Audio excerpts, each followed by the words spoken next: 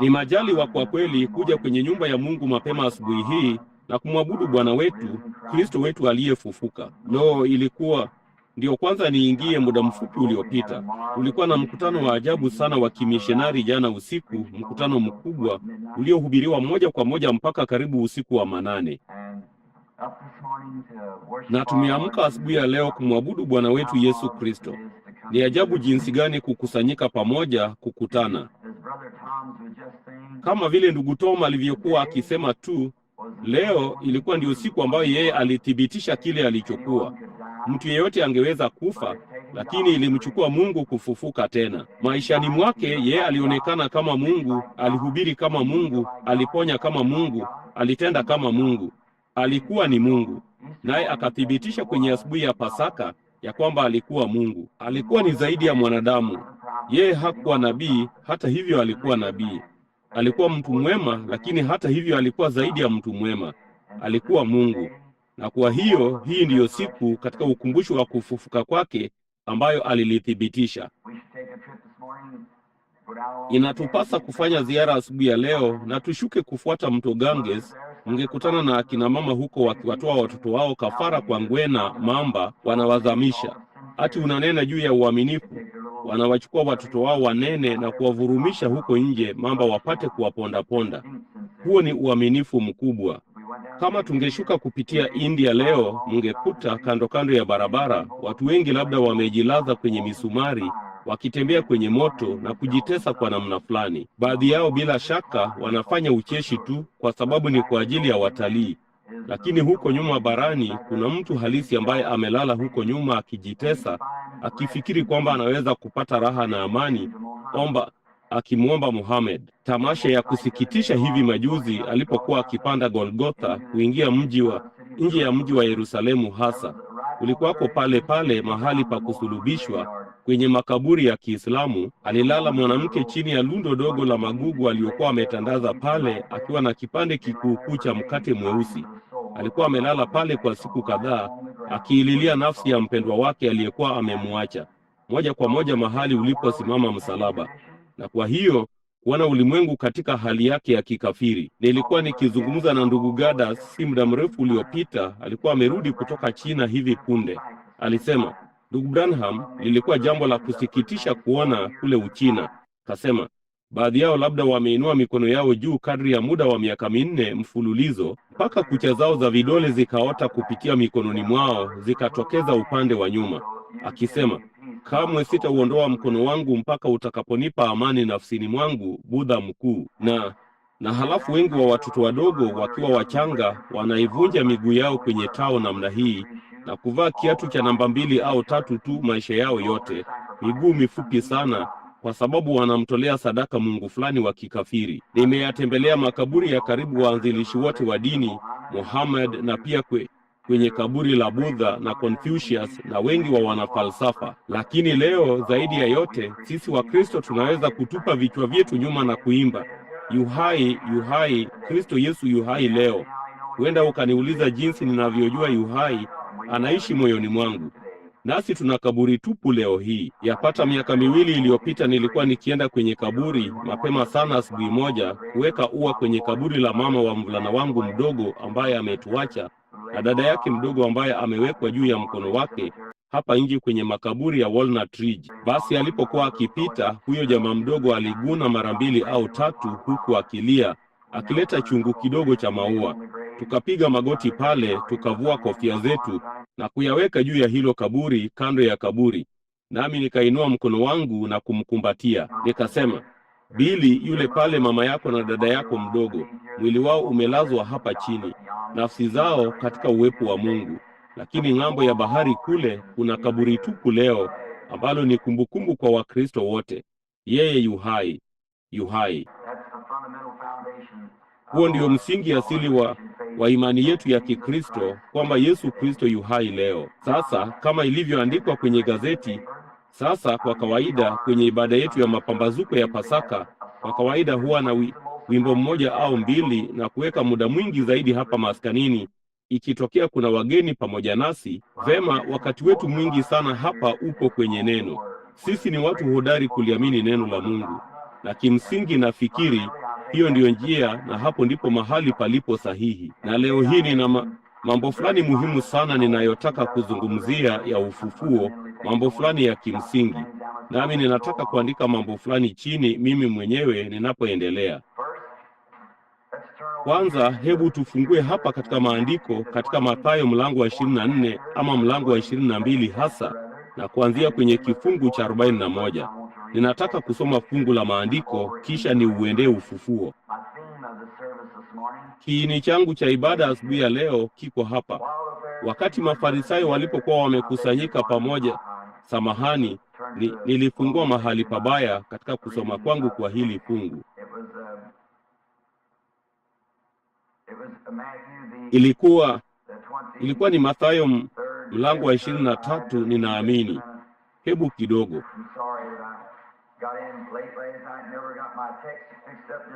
Kuniradhi kwamba niliingia nimechelewa jana usiku, wala sikuweza kuliandaa somo langu sawasawa asubuhi ya leo, mahali pa kupata somo langu la maandiko. Naam, nendeni mkawaambie mwanafunzi wangu kwamba nitakutana nao huko Galilaya.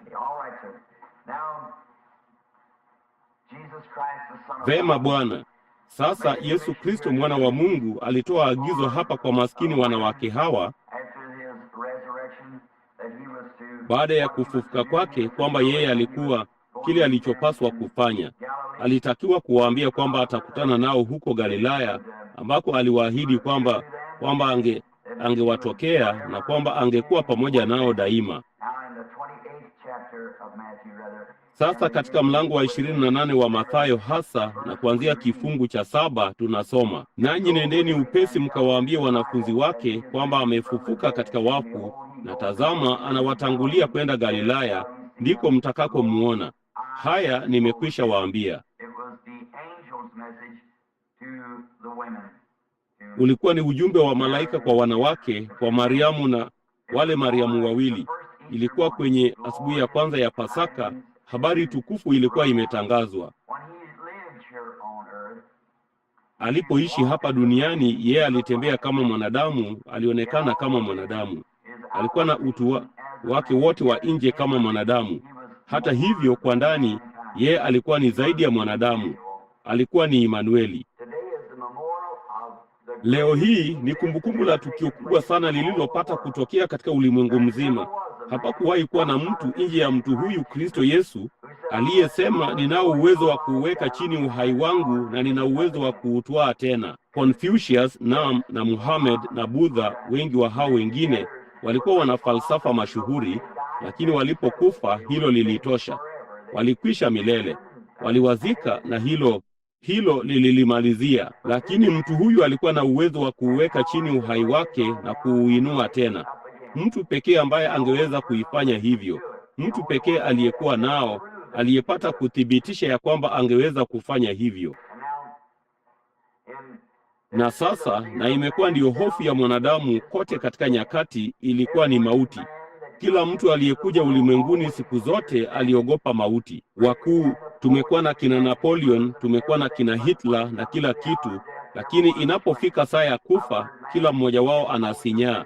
Nimewasikia watu wakinena na kujivunia mambo makubwa ya kukufuru, lakini inapofikia mauti, wao kila mmoja anasinyaa. Kama vile Bob Ingersoll, yule kafiri mashuhuri sana, alipotoa saa yake na kuwaonyesha jamaa zake na kusema, kama kuna Mungu, nitakufa katika dakika moja kutoka kwenye pigo la saa hii. Kisha baada ya hiyo dakika kupita, hakufa kamwe. Akafanya ha kubwa mno na neno na kusema, naona hakuna kitu kama Mungu. Lakini bila shaka hiyo ilikuwa tu kuyatimiza maandiko. Maandiko yalisema ya kwamba wenye kudhihaki watakuja katika siku za mwisho, nasi tunao. Kwa hiyo akasema, sasa mnaona hakuna kitu kama Mungu. Lakini katika chumba cha hospitalini alipokuwa mahututi, ambamo wengi walikuwa wamekusanyika kuona kitakachotukia, alilia kwa sauti, Mungu, uirehemu nafsi yangu. Baba yangu alikuwa rafiki msiri sana si rafiki msiri hasa wa kafiri mashuhuri. Naye akasema, hakuna kitu kama Mungu. Alilaani mawazo yenyewe ya Mungu. Mkewe angefunganisha mkokoteni na kwenda kanisani, naye angetoka aende kulima mahindi yake Jumapili na kila kitu, ili tu kuonyesha kwamba hapakuwapo na kitu kama Mungu. Siku moja alikuwa ndiyo kwanza ametoka tu kuanika ngano yake na kuiweka yote matita, radi ikaipiga ikaiteketeza yote. Alitoka huko nje na kuinua mkono wake na kuyalaani mawazo yenyewe ya Mungu. Basi alipofanya hivyo, basi radi ikapiga banda lake ambamo alikuwa na farasi wazuri wa mbio na kuwaua kila mmoja. Halafu majuma machache baada ya hapo akalazwa chini akiugua homa ya matumbo, ndipo akafa, huku baba yangu akisaidia kumshikilia kitandani.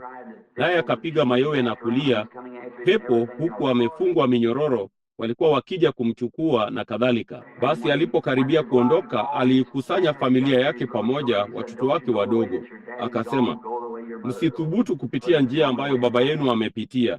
Pitieni njia mama yenu anayopitia, kwa kuwa hiyo ndiyo njia pekee ya uzima. Nina kitabu nyumbani, nacho kinatoa ushuhuda wa watu wengi mashuhuri kama vile mkuu mmoja wa malkia wakuu wa Uingereza na baadhi ya watu wengine.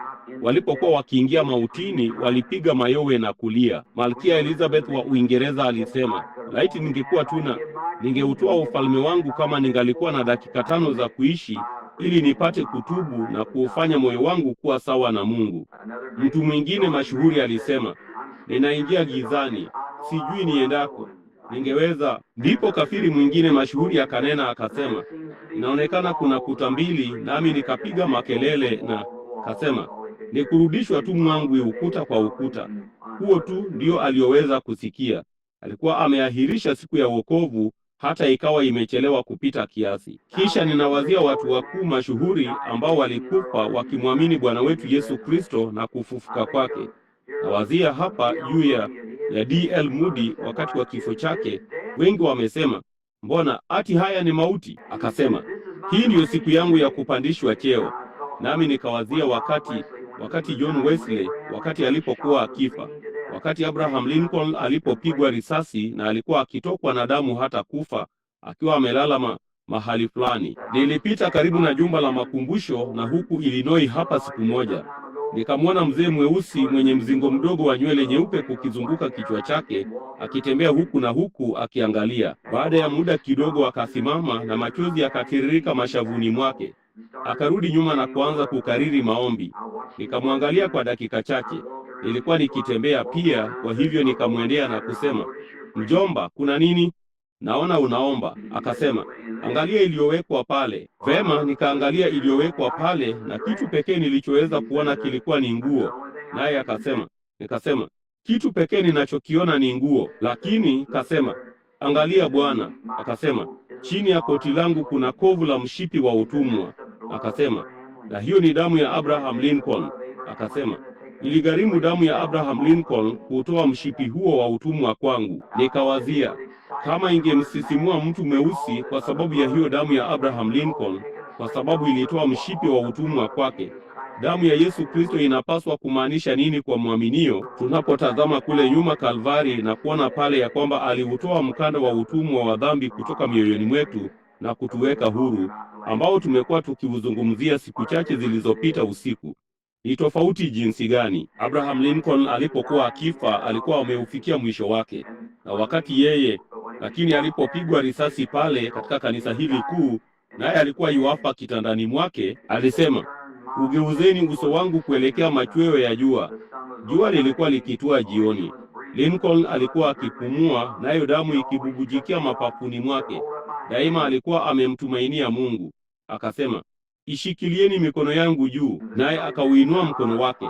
Akasema, Baba yetu uliye mbinguni, jina lako litukuzwe, wakati akiinamisha kichwa na kukata roho. Paul Reda, rafiki yangu msiri, aliandika wimbo wangu rasmi, Amini Tu.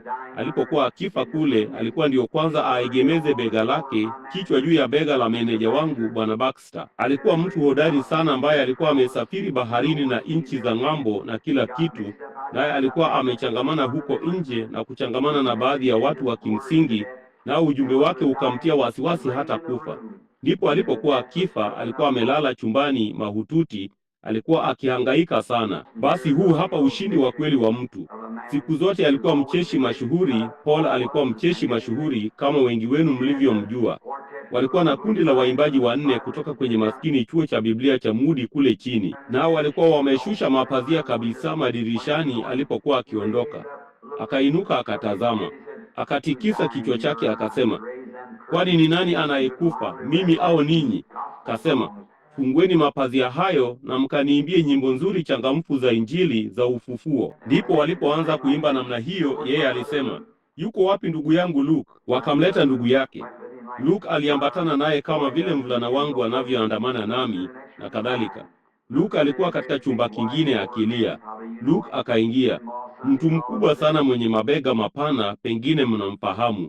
Yeye na Masande na hao wote walikuwepo. Alipogeuka alimshika Luke mkono akasema, Luke, tumetoka mbali pamoja, lakini liwazie, katika dakika 5 kutoka sasa nitakuwa nimesimama katika uwepo wa Yesu Kristo, nimevikwa haki yake. Maisha ya watu mashuhuri yote yanatukumbusha tunaweza kufanya maisha yetu adhimu. Tunapoachana, tunaacha nyuma yetu kumbukumbu za kudumu, kumbukumbu ambazo labda mtu mwingine akisafiri juu ya bahari adhimu ya maisha, ambapo ndugu mpweke aliyeharibikiwa na meli akiona atajipa moyo tena. Ninawazia juu ya Zaburi ya maisha, yule bingwa mtunga mashairi wa Kiingereza Longfellow alipoiandika.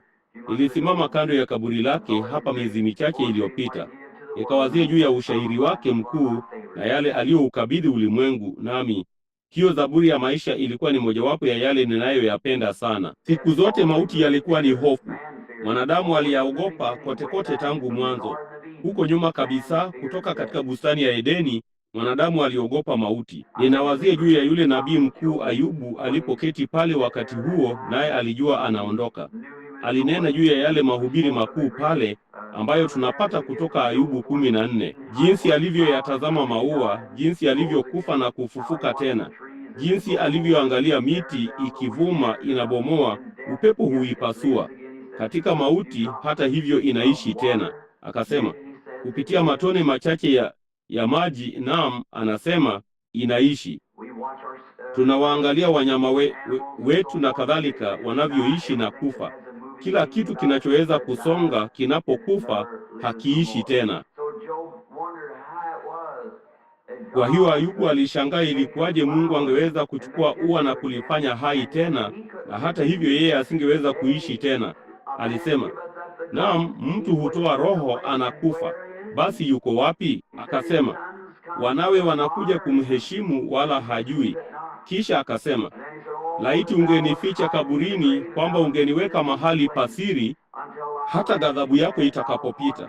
Umeniandikia muda na vifungo, nami siwezi kupita.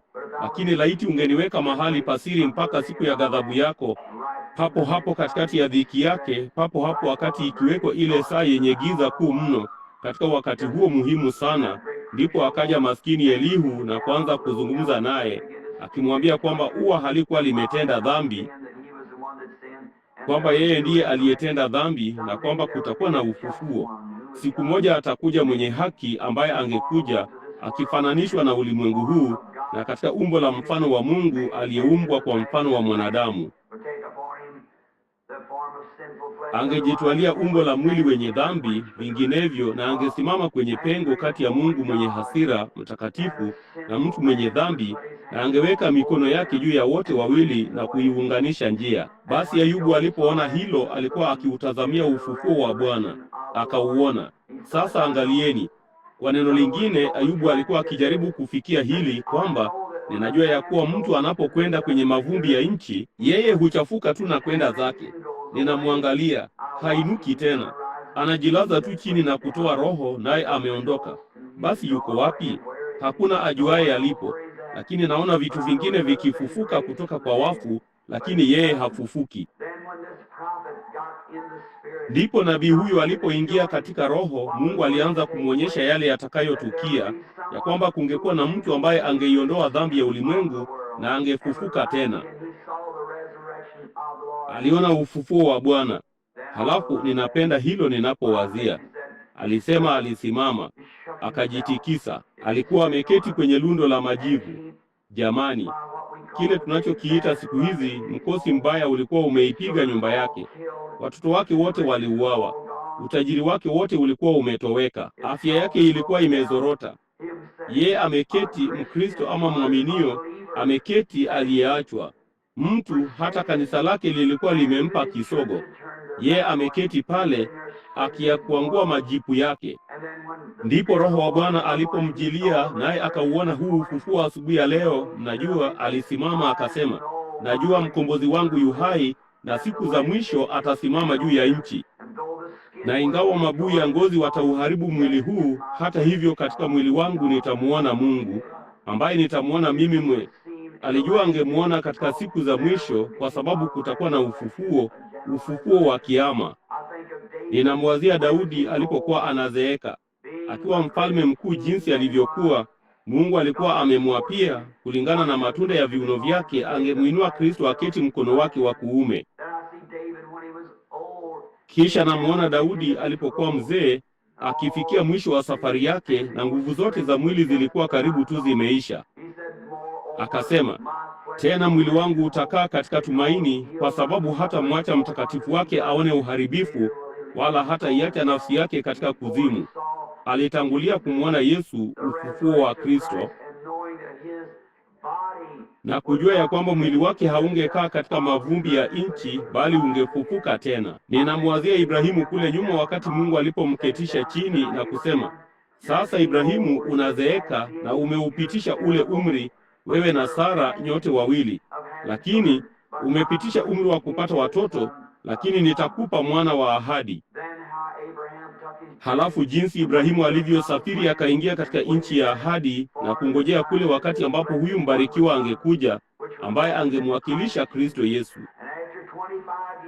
Basi baada ya miaka 25 ya kuamini ahadi hii, kabla tu ya ahadi kutimizwa, ndipo Mungu akamtokea Ibrahimu na kumwonyesha ya kwamba katika mauti angemsulubisha mwanawe, na katika ufufuo angemfufua tena na angempa yote, kufanya vivuli vishindwe mambo yote ambayo yalikuwa yakimsumbua mwanadamu, na mauti na vitisho vilivyokuwa katika mauti vingeshindwa watakapoona jambo hili. Naye akampa mzee Ibrahimu onyesho lake la awali, naye akapitia kwenye vipande hivi vya wanyama aliyokuwa amewakatakata, ambapo ndio kwanza tulichukue majuma machache tu yaliyopita, ama juma lililopita hasa, ama juma lililotangulia lililopita, katika ibada zetu, jinsi alivyoifanya nuru hii ndogo nyeupe ambayo ilikuwa ni Mungu kupitia katika haya, akithibitisha kiapo cha agano. Ndipo akageuka na kumbariki Ibrahimu akiwa mzee mwenye umri wa miaka 100 na mwanamke wa miaka 90, akawageuza tena kuwa kijana mwanamume na kijana mwanamke, na wakamzaa mwana Isaka, ambaye ndani yake ulitokea uzao wa Ibrahimu. Kutoka kwa Isaka akaja Daudi, kutoka kwa Daudi akaja Kristo, kutoka kwa Kristo ukaja ufufuo kutoka kwa wafu. Ni ahadi tukufu jinsi gani, jinsi Mungu kote katika wakati alivyoonyesha awali mambo haya yote. Ndipo hatimaye, na kama tulivyochukua katika siku chache zilizopita kwa ajili ya msingi, jinsi ambavyo watu wote, manabii wote wa Agano la Kale walivyotaja mahali pao pa kuzikwa. Leo hii utaenda makaburini, wengi wenu mweke maua juu ya wapendwa wenu au kwenye makaburi yao. Sasa angalieni hili. Manabii wote wa kale, bila kuwa na maandiko yoyote ya kuendea kama tulivyo nayo, ahadi yoyote ya kiungu ya Mungu kupitia tu kwa uongozi wa Roho Mtakatifu. Watu wa kale wakiongozwa na Roho Mtakatifu waliandika neno la Mungu. Kila mmoja wao walipokufa walitaja walitaka kuzikwa huko Palestina. Hawakutaka kunini, walikufia nje ya Palestina wengi wao, lakini walitaka kuzikwa Palestina kwa sababu Mungu alitoa malimbuko ya ufufuo kutoka Palestina. Ndipo wakati Yesu alipokuja, basi walimfanyia yale waliosema wangemfanyia. Alipozaliwa Bethlehemu, aliingia kwa njia ya mlango wa zizi, akatoka kwa njia ya adhabu ya kifo. Alipokuwa hapa duniani, yeye kamwe hakufanya safari ya maili 50 maishani mwake. Hakwenda popote kuizunguka Palestina. Hata hivyo, ujumbe wa injili yake umesafiri katika kila ufa na kona ya ulimwengu. Hakuwahi kuandika kitabu maishani mwake. Hata hivyo, kile kitabu kilichoandikwa juu yake kimeuzwa kuliko kila kitabu katika nyakati zote, Biblia. Na hata hivyo, humo ndani kamwe yeye hakupata hakuwahi kwenda chuoni maishani mwake. Na hata hivyo, kumekuwa na vyuo vingi vilivyojengwa kwa heshima yake kuliko kitu kingine chochote ambacho kimepata kuwako juu ya uso wa dunia, au jina lingine lolote, au mtu mwingine yeyote. Naye hakuenda mbali sana, aliishi maisha ya unyenyekevu ya chini. Alitaniwa, alidhihakiwa, alichekwa. Naye alisema ya kwamba alikuwa na uwezo wa kuutoa uhai wake na uwezo wa kuutwaa. Mtu yeyote anaweza kujivunia hivyo, mtu yeyote anaweza. Lakini yeye alithibitisha madai yake alipofufuka kwenye asubuhi ya Pasaka, wakati walipoichoma mikono yake na miguu yake na ubavuni mwake na taji ya miiba juu ya kichwa chake. Naye alikufa kule akilia apate rehema pale Kalvari. Alipokuwa duniani alionekana kama mwanadamu na alitenda kama mwanadamu, na alipokufa pale Kalvari alilia apate rehema kama mwanadamu. Lakini alipofufuka asubuhi ya Pasaka alithibitisha kwamba yeye alikuwa zaidi ya mwanadamu. Alikuwa Mungu. Alikuwa na uwezo wa kuutoa uhai wake. Sasa jambo la kwanza kwenye asubuhi hiyo, lile kundi dogo la wanafunzi wote walikuwa wamevunjika moyo. Hawakujua kilichokuwa kimetukia. Baadhi yao walitaka kurudi kwenye nyavu zao za kuvulia samaki. Sasa kama utangulizi mdogo wa kile mauti yalikuwa na jinsi kifo kilivyokuwa cha kutisha, na kwa waanzilishi kote kupitia kwenye dini yetu ya Kikristo, jinsi ambavyo ahadi zilitolewa kupitia wazee hawa niliowataja asubuhi ya leo. Sasa hebu tushuke moja kwa moja hadi nyumbani mahali ilipo. Maskini wanafunzi hawa wakiisha, kundi dogo ambalo lilichukiwa hapo mwanzo. Hawakuwa na marafiki wengi wa dunia hii. Na mtu yeyote anayemtumikia Yesu Kristo hatakuwa na marafiki wengi wa dunia hii. Huna budi kusimama juu ya imani yako peke yako. Mara nyingi huna budi kusimama peke yako, lakini yeye aliahidi angesimama pamoja nawe. Nitaenda pamoja nanyi hata mwisho. Na sasa ninapomuona, hebu tuliangalie. Alikuwa amechukuliwa, walitarajia, kwa sababu angeweza kufanya miujiza. Naye alidai hakufanya lolote kwa nafsi yake ila yale ambayo Baba alimuonyesha. Lakini yeye alikuwa mfanya miujiza. Na wakati alipotiwa mikononi mwa Pilato, wangewezaje kutarajia kumwona Masihi wa Mungu akivuliwa nguo na mavazi yake na kusimama pale na kupigwa na kuchubuliwa na kupondwa na kugandamizwa na kutemewa mate, wala hata asifunue kinywa chake na kusema neno juu yake? Hilo lilikuwa limeivunja mioyo yao. Mtu yule ambaye angeweza kunyoosha mkono wake na kusema tulia, nao pepo na mawimbi yakamtii. Yule ambaye angeweza kusimamisha msafara wa mazishi na kuweka mkono wake juu ya jeneza na kusema kijana, na kuambia simama, naye akatoka. Mtu ambaye aliingia katika nyumba iliyojaa huzuni, ambapo binti alikuwa amekufa hivi punde. Yairo, maskini kuhani mdogo ambaye angejiweka pamoja na Yesu, naye akawa mwaminio. Naye akaingia ndani akasema, tulieni, kwa maana huyo msichana hajafa, analala. Hakika wangelijua. Hakika kulikuwa na kitu pale. Akaingia ndani, akamshika mkono, akamtazama, akasema, binti, nakwambia simama. Ndipo msichana aliyekuwa amekufa na nafsi yake imeondoka akasimama kwa miguu yake na akaishi tena. Jinsi ambavyo alienda kwenye kaburi la Lazaro akilia kama mwanadamu, machozi yakitiririka mashavuni mwake, huku akilia na kusimama pale. Naye mtu aliyekuwa amekufa siku 4 na mabuu ya ngozi wa kitambaa kuingia na kutoka kwenye mwili wake. Lakini kumwona yeye akiinua maskini mwili wake namna hiyo, kasema, mimi ndimi ufufuo na uzima. Yeye aniaminie mimi, ajapokufa hata hivyo ataishi. Kila aishie na kuniamini mimi hata kufa kamwe. Wazieni hilo. Yeye aishie na kuniamini mimi hata kufa kamwe. Ni tumaini lililoje tulilonalo asubuhi ya leo basi tunapozuru makaburi yetu kwa mpendwa wetu. Ni tumaini la jinsi gani tulilo nalo katika mwili huu upatikanao na mauti leo, huku Roho Mtakatifu akishuhudia yu hai, hata kufa kamwe, yuna uzima wa milele. Hata hivyo tunaibeba miili juu ya kaburi la aliye mtakatifu sana kati yetu, lakini ndani wako hai, wanaishi mahali fulani. Aliposimama alisema, mimi ndimi ufufuo na uzima. Na palikuwa na mtu aliyelala pale. Akasema, liondoeni hili jiwe. Na kuharibika kwa mwili wake, harufu hiyo ya mwili wa mwanadamu mnajua ni nini. Walipouinua, mbona walizungukwa na harufu mbaya pale. Lakini akanena na kusema, Lazaro, njoo huku. Naye mtu aliyekuwa amekufa siku 4 alifufuka kutoka kaburini. Wangewezaje kumwona mtu mwenye nguvu za namna hiyo akining'inia pale Kalvari kwa dhihaka kuu, mafundo ya mate ya askari waliomdhihaki yakitiririka kutoka kwenye ndevu zake, huku wakimng'oa makonzi ya ndevu usoni mwake na kumpiga kichwani, wakasema, tabiri useme ni nani aliyekupiga. Walipoona misumari ya Kirumi ikipigiliwa mikononi mwake na miguuni mwake, wangewezaje kumwona mtu kama huyo akifa? Kwa sababu Mungu alihitaji hukumu, naye Kristo alichukua hukumu yetu. Jinsi walivyovunjika moyo sana! Walikuwa wamekwenda kwenye nyavu zao za kuvulia samaki tena. Petro alisema, ninaenda kuvua samaki. Wanafunzi wakasema, nitaenda tu pamoja nawe. Wakaenda. Kwa jumla walikuwa wamevunjika moyo kabisa, wamesikitishwa. Hapo wakaushusha mwili wake, wakaufunga kwa kitani na kuulaza kaburini. Wakasema, huo ndio mwisho wa mlokole huyo. Jinsi ulimwengu ulivyomchukia!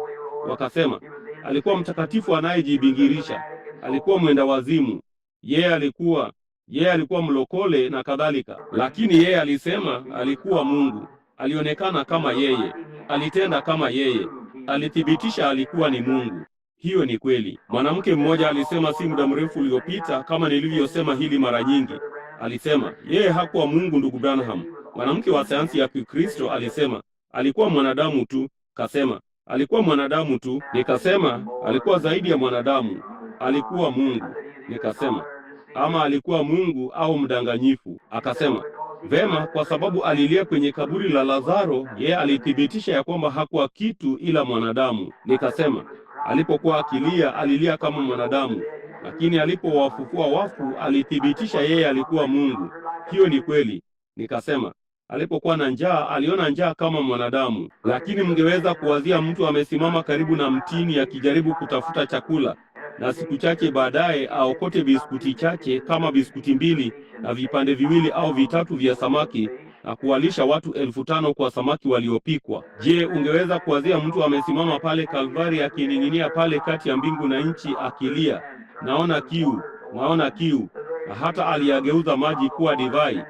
Muumba mwenyewe wa maji amesimama pale akilia apewe maji. Alifanyika dhambi kwa ajili yetu ili sisi katika umaskini wake tufanywe tajiri. Yeye katika kifo chake alikufa kama mwenye dhambi, kusudi sisi katika kifo chetu tuweze kufa wana na binti za Mungu. Na wazia ni tofauti iliyoje kati ya vifo.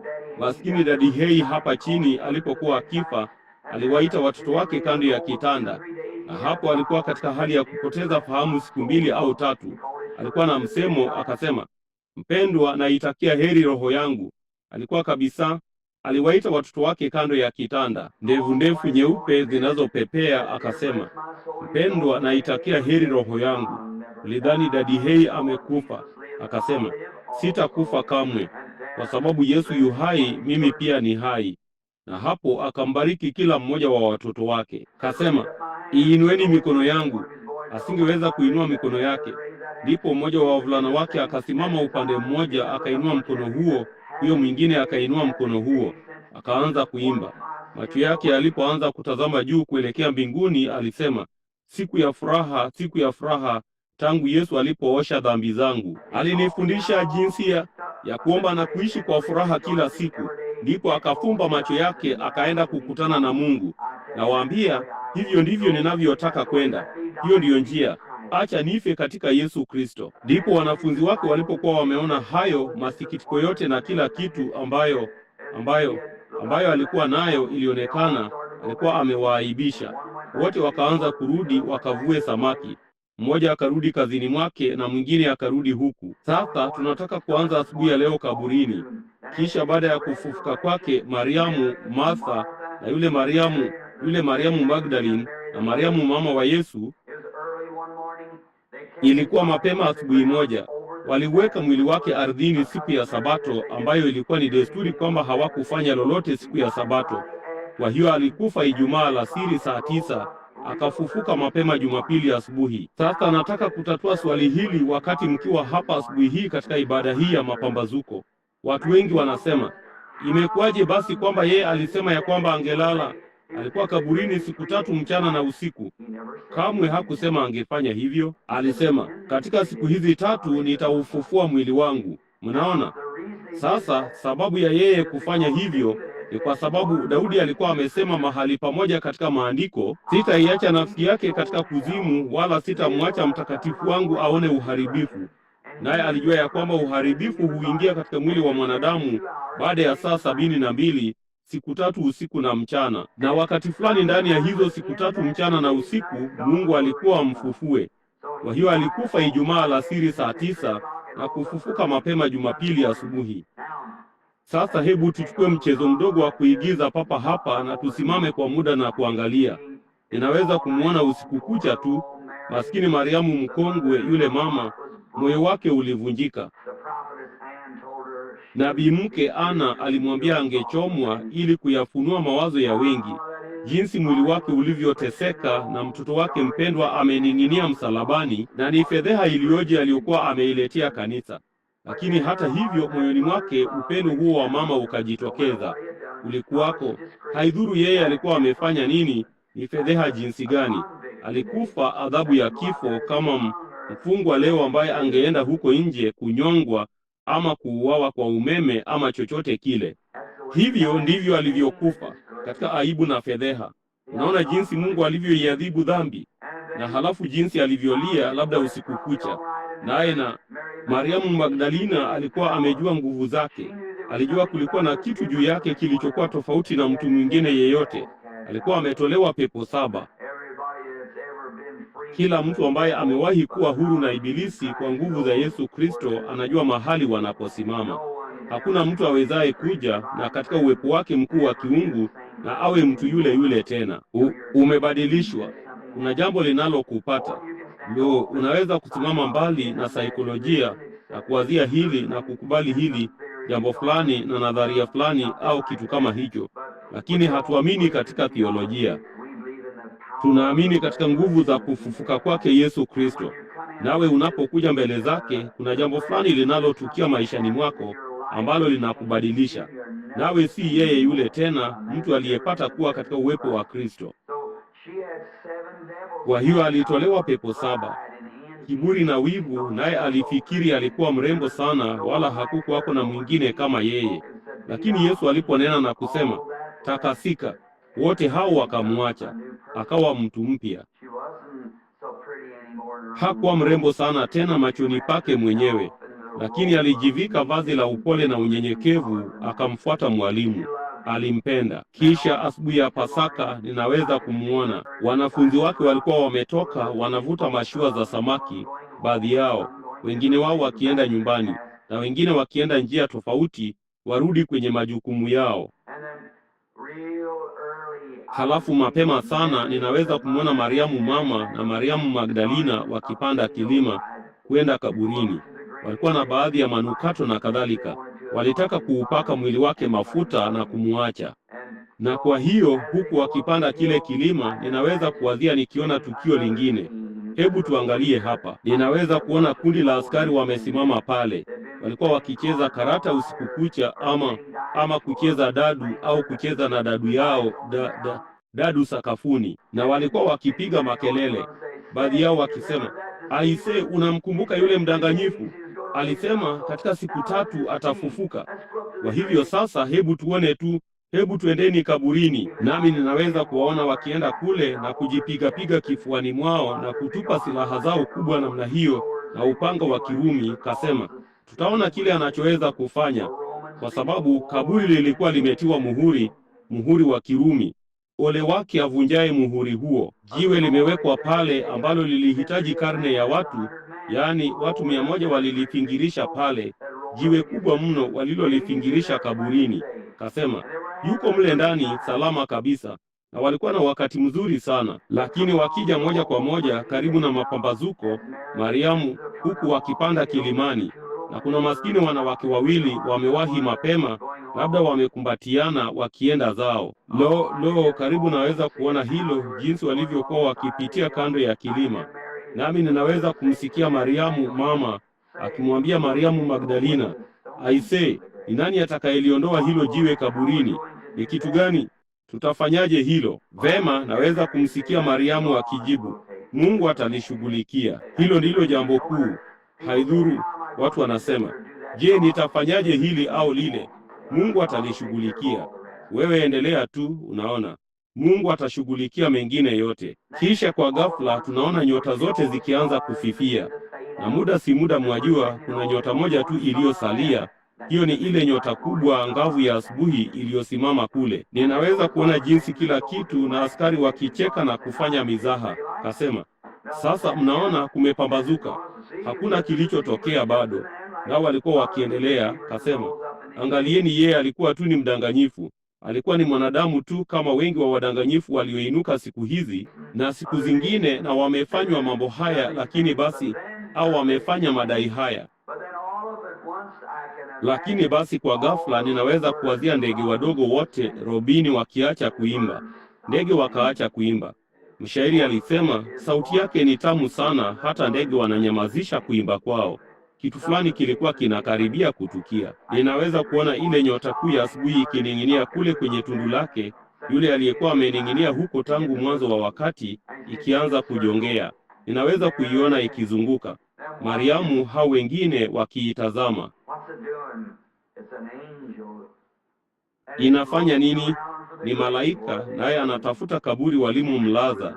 Maandiko yalikuwa tayari kutimizwa. Ndugu dada, wakati wowote maandiko ya Mungu yanapokuwa tayari kutimizwa, usijali, yatakuwa pale pale. Ninaweza kuona nyota hiyo imeshika safari yake ikizunguka zunguka. Ninaweza kuona Warumi wamesimama pale, 100 wao wenye nguvu, wakiwa wamechomoa panga zao, wakisema, sasa tutaona kitakachotendeka. Na kwa ghafla kimondo hiki kikubwa cha moto kilichoruka kikaja kutoka mbinguni, kikasimama kando ya kaburi. Basi kikatokea kuwa ni malaika mkuu wa Mungu aliyesimama pale. Hawa askari wakazimia na kuanguka chini kama watu waliokufa ardhini. Kwa mtikiso tu wa mkono wake akalirudisha nyuma lile jiwe lililokuwa limewekwa, akavunja muhuri wa Kirumi. Muhuri wa Kirumi unamaanisha nini kwake? Si zaidi ya vile muhuri wa Marekani ungemaanisha, ama chochote kile, ama muhuri wa kanisa fulani, ama chochote kile. Mungu hana budi kuishi, hana budi kutoka, hawezi kuishi miongoni mwa wafu. Kwa hiyo analiondoa lile jiwe, nalo likafingirika nyuma, naye akasimama pale. Sasa ni nani anayechukua mamlaka?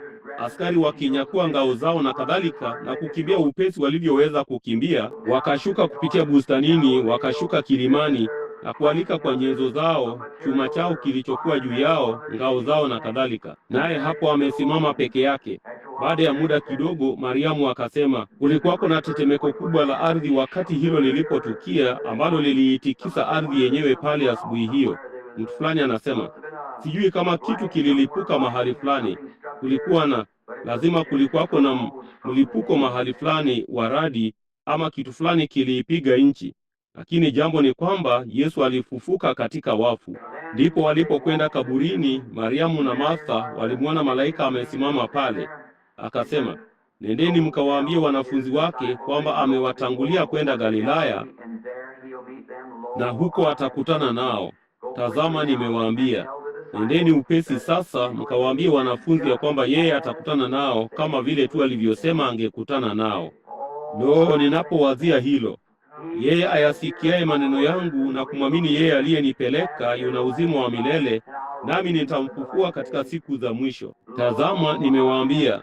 Malaika wake wameeneza hilo kote ulimwenguni, kwamba mtu yeyote ambaye angethubutu kujikana mwenyewe na ajitwike msalaba wake na kumfuata, yeye atakutana nanyi katika ufufuo. Inajalisha nini kama tukitapanya maua kaburini, kama tukisema majivu kwa majivu na mavumbi kwa mavumbi? Mwili huo una hakika tu ya kufufuka kutoka kaburini, kama vile kulivyo na Mungu mbinguni.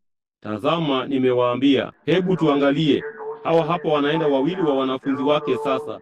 Wako safarini, na baadhi yao walikwenda kuvua samaki. Na kwa hiyo Yesu alikuwa amesimama ukingoni, naye akaangalia nje, akawaona huko nje, naye akasema, watoto, mna chakula chochote? Jambo la kwanza alilowaambia, alisema, tuikeni wavu wenu upande huo mwingine. Walikuwa wamevua samaki usiku kucha wasipate chochote. Hivyo ndivyo ilivyo, unavua samaki upande mbaya wa mashua. Basi Yesu akasema, tuikeni wavu wenu upande huo mwingine. Ndipo wakatupa wavu wao upande wa pili na kuvuta namna hiyo. Jamani, kulikuwa na samaki wengi sana hata nyavu zao karibu kukatika. Ndipo Petro akaanza kuangalia pande zote, akasema, kuna mtu mmoja tu anayeweza kufanya hivyo. Ndipo akatazama nyuma ukingoni, na huyo hapo amesimama, mkate na samaki juu ya moto tayari kwa ajili yao. Petro asingeweza kusubiri mpaka mashua iingie. Aliruka tu majini, naye huyo akaenda kukutana naye. Ilibidi aharakishe. Lo, laiti kila mwenye dhambi ulimwenguni angekuwa hivyo leo! Petro alikuwa amemkana kule chini, akatoka nje na kulia kwa uchungu. Alikuwa ameomba kwa bidii, alitaka kukutana na Yesu. Alitaka kushuka pale ili aanguke miguuni pake. Kulikuwa kuna wawili jina lao, mmoja wa Kleopa na kadhalika. Walikuwa wakienda zao Emau, nao hao hapo wanaenda zao wenye mioyo mizito iliyovunjika. Nao walikuwa wakienda zao wakilizungumzia, lo, jinsi ilivyokuwa mbaya. Na kwa ghafla mtu fulani akatokea vichakani, mtu wa kawaida, si mwenye ukosi uliopinduliwa ama kuvalia vinginevyo. Alivaa kama watu wengine wote. Aliweka nywele zake na ndevu zake kama tu hao wengine walivyofanya. Hakuwa tofauti hata kidogo. Hakufanya tofauti yoyote kubwa. Maisha yake yalithibitisha sifa zake, kile alichokuwa. Na hivyo ndivyo Mungu anavyotaka tuwe. Anataka maisha yetu yawe sifa zetu. Hiyo ni kweli. Na ndipo akaanza kutembea pamoja. Akasema, ndugu, mbona mna huzuni hivi? Na kwa nini mko kwenye mazungumzo haya? Lo, ninapenda tu hilo. Mbona walisema, kwani wewe ni mgeni hapa Bwana? Mbona akasema, nchi nzima imevurugika. Na sisi hapa, akasema, tuko njiani tunarudi nyumbani. Akasema, mbona Yesu wa Nazareti, yule nabii tuliyedhani hakika kwamba atakapokuja kwamba angekuwa mfalme wa Israeli, na sasa amekufa, nao wamemzika, nao walimchoma moyoni na wamemwondosha. Kisha akasema, hata hii ni siku ya tatu tangu yote yalipotendeka, tangu walipouawa. Kisha akasema, baadhi ya wanawake walikuwa kule chini kaburini, nao wakaona ono la malaika, kisha wakarudi na kusema yeye alikuwa hai. Lakini kasema, lo, tusingeweza kuamini hadithi hiyo. Tunaendelea tu. Kwa hiyo wakienda zao pale, yeye alisema, enyi msiofahamu na wenye mioyo mizito, mnaona kutokuamini yote waliosema manabii katika habari za Kristo, jinsi impasavyo kupata mateso na kufufuka siku ya tatu. Vema, jinsi mlivyo wavivu! Angalieni jinsi lilivyo zuri! Jamani, angalieni hili, Kristo miongoni mwa wenye huzuni na waliovunjika moyo. Hapo ndipo aendapo miongoni mwa wale wenye huzuni na waliovunjika moyo. Walikuwa wakienda zao katika saa yenye giza sana waliopata kuona. Matumaini yao yote yalikuwa yamekwisha. Walikuwa wamefukuzwa kanisani, masinagogi, kwa sababu walimwamini. Na sasa yeye yule waliokuwa wamemwamini alikuwa amekufa. Na baadhi ya wanawake walikuwa wamekuja na hadithi ndogo kuhusu ono fulani, walikuwa wamewaona malaika. Waambieni wanafunzi wake atakutana nao Galilaya. Lakini lo, alinini tu, wasingeweza kuamini hilo. Walikuwa wamevunjika moyo na kuhuzunika wakilia. Na hapo Yesu mpendwa akatokea miongoni mwa waliovunjika mioyo. Jambo lingine, ilikuwa asubuhi ya kwanza ya Pasaka. Yesu, ufufuo wa uhai wote, alikuwa hai, na katikati ya majira ya kuchipua,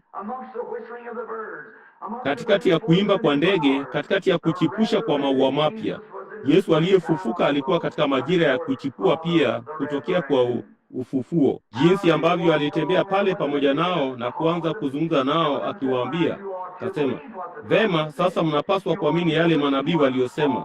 Mnapaswa kuamini kile maandiko yote yaliyoandikwa kuhusu Kristo, jinsi inavyompasa kupata mateso na kufufuka tena siku ya tatu na kadhalika. Vema, walikuwa wamevunjika moyo kupita kiasi. Baada ya kitambo kidogo, baada ya yeye kuanza kunena, kulikuwa na kitu kuhusu mtu huyu ambacho kilizungumza tofauti kidogo na watu wengine. Hakuwa mtu wa kawaida. Kulikuwa na kitu fulani kumhusu ambacho kilionekana kuwa na ukweli mtupu. Kulikuwa na kitu fulani kuhusu hilo kilichokuwa na maana, naye akaanza kuyaelezea maandiko. Alikuwa mwalimu wa maandiko, jinsi manabii walivyosema ya kwamba Kristo angekufa na kufufuka tena siku ya tatu. Jinsi mioyo yao ilivyoanza kuwaka ndani yao. Jambo fulani lilikuwa linatukia. Nao walipokuwa wakisafiri, walizungumza mchana kutwa. Sasa walikuwa umbali wa maili chache, yapata maili 1.5 kutoka Yerusalemu walikokuwa wanaenda. wakitembea polepole pamoja na Kristo aliyefufuka, wala hawakujua. Ni mara ngapi ameketi kitini pamoja nawe? Ni mara ngapi amesimama pamoja nawe katika saa za majaribu yako na shida zako, wala hukutambua? Ni mara ngapi alipokuwa usukani wakati nusura uuawe katika ajali hiyo, ama ukakwepa tu ajali hiyo ama chochote kile, wala hukutambua ilikuwa ni yeye? Jinsi ambavyo alikuwa pamoja nawe wakati pipa lilipokuwa tupu na chupa ikakwisha, wala hapakuwapo na kitu kwa ajili ya watoto wachanga. Jinsi ambavyo mtu huyo alikuja na kuweka vyakula hivyo mlangoni, chochote kile. Huyo alikuwa ni Kristo. Yu hai leo. Hajafa bali yu hai. Nikiwa nimesimama asubuhi chache zilizopita karibu na daktari kafiri sana kule Louisville. Nilikuwa huko chini baada ya kurudi kutoka Afrika. Walikuwa wakinifanyia uchunguzi wa amiba. Akasema, "Kasisi Branham," akasema, "na unaamini huo ni ujinga?" Nikasema, "Naam bwana." Naye akasema, "Unataka kuniambia unaamini kuwa mtu huyo alifufuka katika wafu?" Nikasema, "Naam bwana, ninaamini." Naye akasema, "Unawezaje kuthibitisha kwamba alifufuka katika wafu?" Nikasema, "Ninaweza kuthibitisha kwamba yeye ndiye Kristo aliyefufuka." "Anawezaje?" Nikasema, "Anaishi moyoni mwangu. Hivyo ndivyo ninavyojua alifufuka. Hapa ndani alinibadilisha kutoka mwenye dhambi nikawa Mkristo. Alibadilisha asili yangu, alibadilisha mitazamo yangu, alibadilisha yote yaliyokuwa ndani yangu. Alinifanya kiumbe kipya. Kwa hiyo ninajua binafsi kwamba alifufuka katika wafu." Akasema, "Ninaamini alikufa." Nikasema, "Ninaamini pia, lakini alikufa. Naam, zaidi ya hayo alifufuka katika wafu, na leo hii anaishi ndani ya mioyo yetu. Hiyo ndio sababu tuna furaha na tunaweza kuimba. Hiyo ndio sababu tunaweza kumuona. Hapa si muda mrefu uliopita, Yesu Kristo, Mwana wa Mungu, alinifanyia muujiza mkuu katika maisha yangu mwenyewe. Amefanya miujiza kwa ajili yako. Anatembea pamoja nawe kila siku. Anatembea na kila mwaminio. "Tazama, niko pamoja nanyi siku zote hata ukamilifu wa dahari." Haijalishi kijacho wala kiendacho, Kristo angali hai na anatawala siku hizi katika moyo wa mwanadamu. Hiyo ndiyo sababu kama hadithi ilivyosema, hebu angalieni, kila asubuhi tunaamka tukinung'unika na kutoka nje na vema, karibu nimelala nusu na kadhalika. Si ajabu tuna shinikizo kuu la damu na kisukari na kila kitu kingine. Muangalie maskini Robini. Ataamka kila asubuhi, jambo la kwanza ataurusha uso wake mdogo juu mbinguni na kuanza kuimba kwa sauti yake yote. Hujawahi kuona yeyote kati yao mwenye shinikizo kuu la damu akitembea kwa magongo akiwa na kisukari. Kasema, maskini Robini alisema wakati mmoja, alisema, "Vema, sijui kuna shida gani." Kasema, "Watu hawa, mambo haya na viumbe wanaojiita wanadamu." Kasema, "Mbona, hapana shaka wana huzuni sana. Labda hawana Baba wa mbinguni kama sisi tulivyo naye anayetushughulikia." Usiku mmoja nikifanya mkutano hapa katika kanisa la Kibaptisti la Milltown nilipokuwa mchungaji kule chini, nilikuwa nikirudi nyumbani na rafiki yangu wa zamani kukesha usiku kucha. Nami nilikuwa nikiona nilipokuwa nikipita kungekuwako na kinega ameketi kwenye kichaka cha mwerezi pale. Usiku kucha angeimba kwa sauti yake yote, kwa sauti kubwa kadri alivyoweza kuimba. Jinsi ningeweza kuelewa vizuri ni kwa nini ndege huimba kunapopambazuka. Ninaweza kuwazia mwanga wa jua ukiwaogesha unawafanya waimbe. Lakini ni kitu gani kinachomfanya kinega huyo aimbe? Kwa hiyo nikachukua kitabu na kuanza kusoma juu ya kinega. Nikagundua ya kwamba kinega kinachomfanya aimbe ni kwamba yeye huangalia anga. Na kila wakati anapoweza kuangalia kuona mawingu yakianza kurudi nyuma na kuona nyota moja, mwali mmoja wa nuru, anaanza kupiga kelele na kuimba kwa sauti yake yote. Kwa nini? Kwa sababu anajua jua linawaka mahali fulani. Anaiambia dunia tena kwamba jua linawaka mahali fulani. Basi ndugu dada, maadamu chini moyoni mwangu kupitia mawingu meusi ya mateso na majaribu na shida, kama ninaweza kumhisi Roho Mtakatifu akipenya mara kwa mara na kunipa baraka, ninajua nguvu za Mungu zingali hai na zinatawala mahali fulani. Hiyo ni kweli. Kama ningeweza kuiuliza nyota hiyo ya asubuhi, ni nini kinachokufanya uangaze huko juu? Kwa nini unaangaza? Angeweza kusema, si mimi ninayeangaza ndugu Branham. Ikiwa hiyo nyota ingeweza kunena, ni jua tu ikinimulikia ambalo linanifanya niangaze. Na hivyo ndivyo ilivyo kwa kila mtu ambaye ni mwaminio wa Yesu Kristo, ambaye amefichwa ndani yake. Si wewe unayeangaza, ni Roho Mtakatifu anayekuangazia, anayekupa tumaini hili na furaha hii ya ufufuo. Nilikuwa nikizungumza hapa chini kuhusu chemchemi ya kale niliyozoea kuinywea. Ilikuwa ikibubujika na kuruka na kuruka na kuruka huko chini karibu na Milltown. Nilikuwa nikishangaa ni kwa nini chemchemi hiyo iliruka. Kwa hiyo siku moja niliketi pale chini, nami nilikuwa nikizungumza nayo. Waweza kuwazia mtu akizungumza na chemchemi? Lakini nilikuwa nikizungumza na asili, yule aliyeiumba hiyo chemchemi. Nami nikashangaa, ni nini kinachokufanya ububujike hivi, mwenye kurukaruka hivi? Ni kwa sababu ati watoto huja hapa na kunywa kwako, ama mimi hunywa kwako, ama chochote kile? Kama hiyo chemchemi ingeweza kujibu, ingesema, la Bili, si kwa sababu unakunywa humo, si kwa sababu mtu yeyote anakunywa kwangu. Ni kitu fulani chini yangu hapa kinachonisukuma na kunifanya nibubujike na kurukaruka na kupiga makelele hivi. Hivyo ndivyo kila mwanamume ama mwanamke aliyezaliwa kwa Roho wa Mungu. Si wewe, sio mhemko wa kibinadamu. Ni kwa sababu ufufuo ama nguvu za Mungu zimo katika maisha hayo ya mwanadamu, nazo zinasukuma juu kuingia katika uzima wa milele, kuingia katika uzima wa milele. Kitu fulani humu ndani. Usingeweza kunyamaza hata ufanye nini. Kuna kitu fulani ndani yako. Yesu alipokuja akitembea kuingia Yerusalemu, nao wakakata mitende na kuanza kupiga mayowe na kulia na kuendelea namna hiyo. Baadhi ya hao Mafarisayo wagumu walisema, wafanye wanyamaze, mbona wanatuogofya? Lo, jinsi hao watu wanavyopiga makelele na mayowe. Akasema, wakinyamaza miamba italia mara moja. Kitu fulani hakina budi kuja. Uzima unapokuja miongoni mwa mauti, kuna ufufuo, hapana shaka. Na wakati uzima ulio ndani ya Yesu Kristo utakapokuja kwenye makaburi ambapo wapendwa wetu wamelala, utakuwako na ufufuo. Uzima na mauti haviwezi kukaa pamoja, si zaidi ya vile giza na mwanga wa mchana vinavyoweza kukaa pamoja. Mara tu mwanga wa mchana ujapo husukumia giza mbali. Mwanga wa mchana hauna budi kuangaza. Haijalishi kinachotendeka wakati ulimwengu huo unapozunguka huko mbele ya jua hilo, hapana budi kupambazuke. Hapana budi. Na kwa hakika tu kama umilele unapojivutia kwenye wakati wa kuja kwa mwana wa Mungu, utakuwako na ufufuo juu ya ulimwengu huu. Na wote waliolala katika Mungu, Kristo atawaleta pamoja naye katika kufufuka kwake. Itabidi iwe. Hakuna njia ya kuliepuka. Huna budi kuwa nao.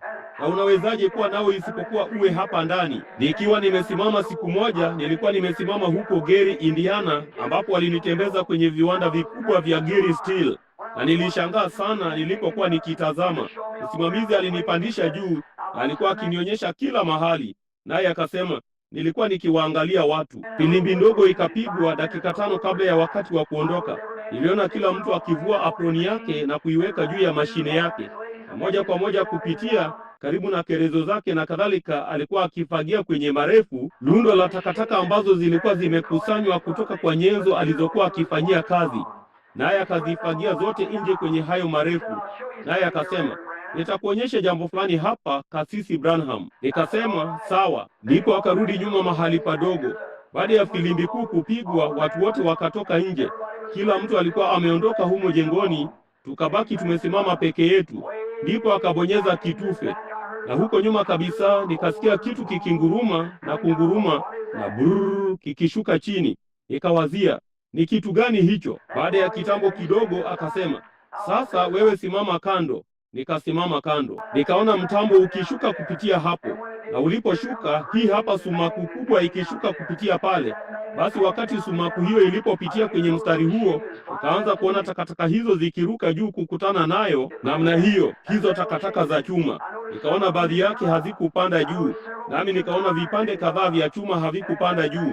Ndipo sumaku hiyo ikarudi tena ndani ya kuba na ikatupa vitu hivi vyote kwenye hiyo kuba, nazo zikayeyuka na kutengenezwa upya. Ndipo nikasema, vema, kwa nini hazikuinuka zote? Nikasema, ninaona baadhi ya takataka. Akasema, Kasisi Branham, tunatengeneza sehemu za alumini hapa.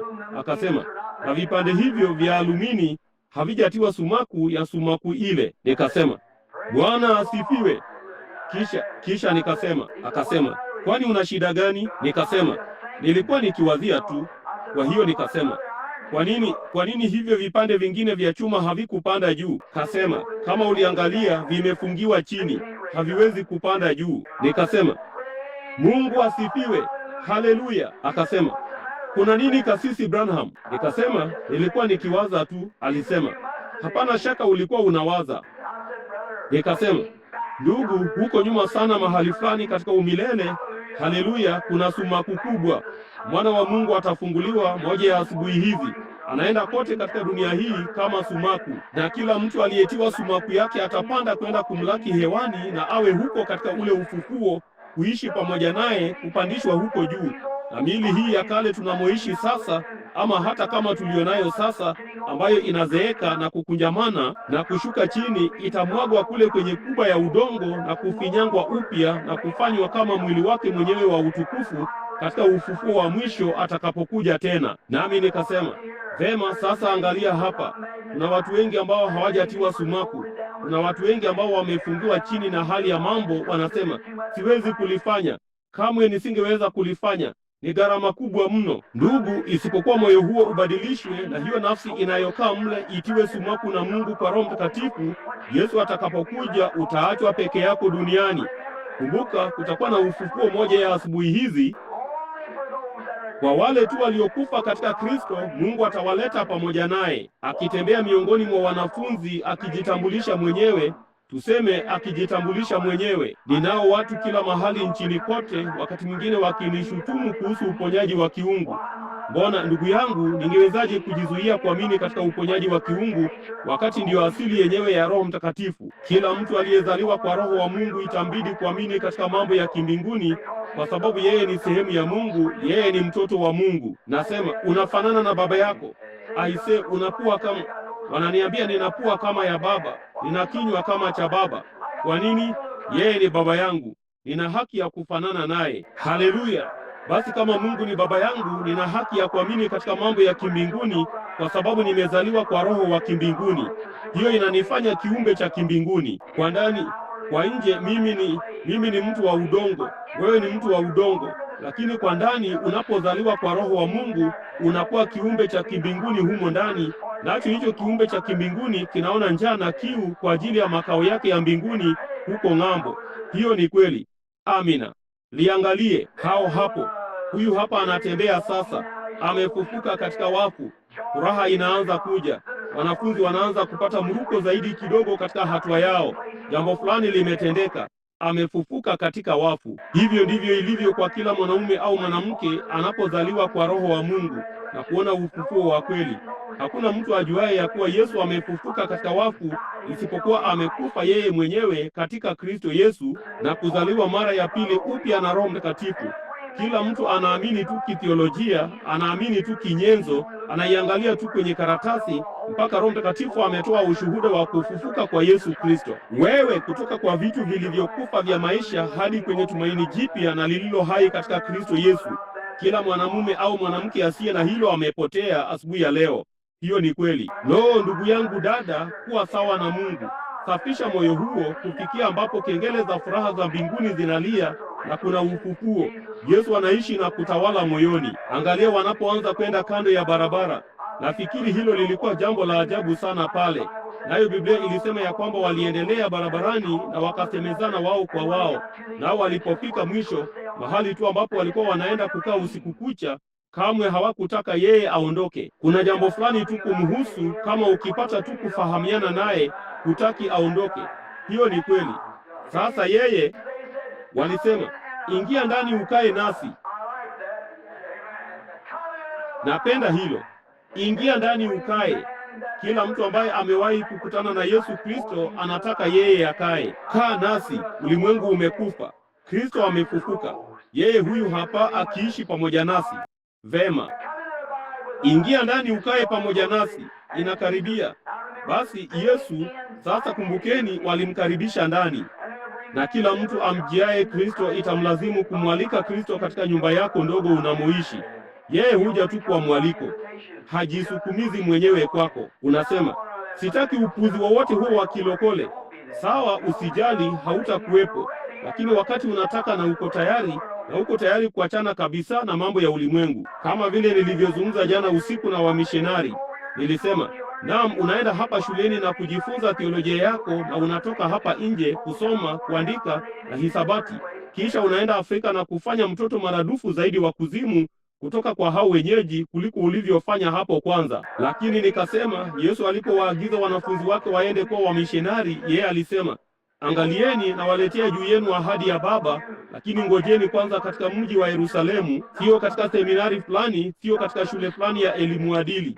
Alisema, ngojeni katika mji wa Yerusalemu mpaka mvikwe nguvu zitokazo juu.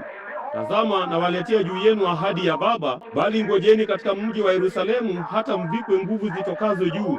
Huyu Roho Mtakatifu akiisha kuja juu yenu, ndipo mtakuwa wamishonari au mashahidi kwangu katika Yerusalemu, Uyahudi, Samaria na hata pande za mwisho za dunia.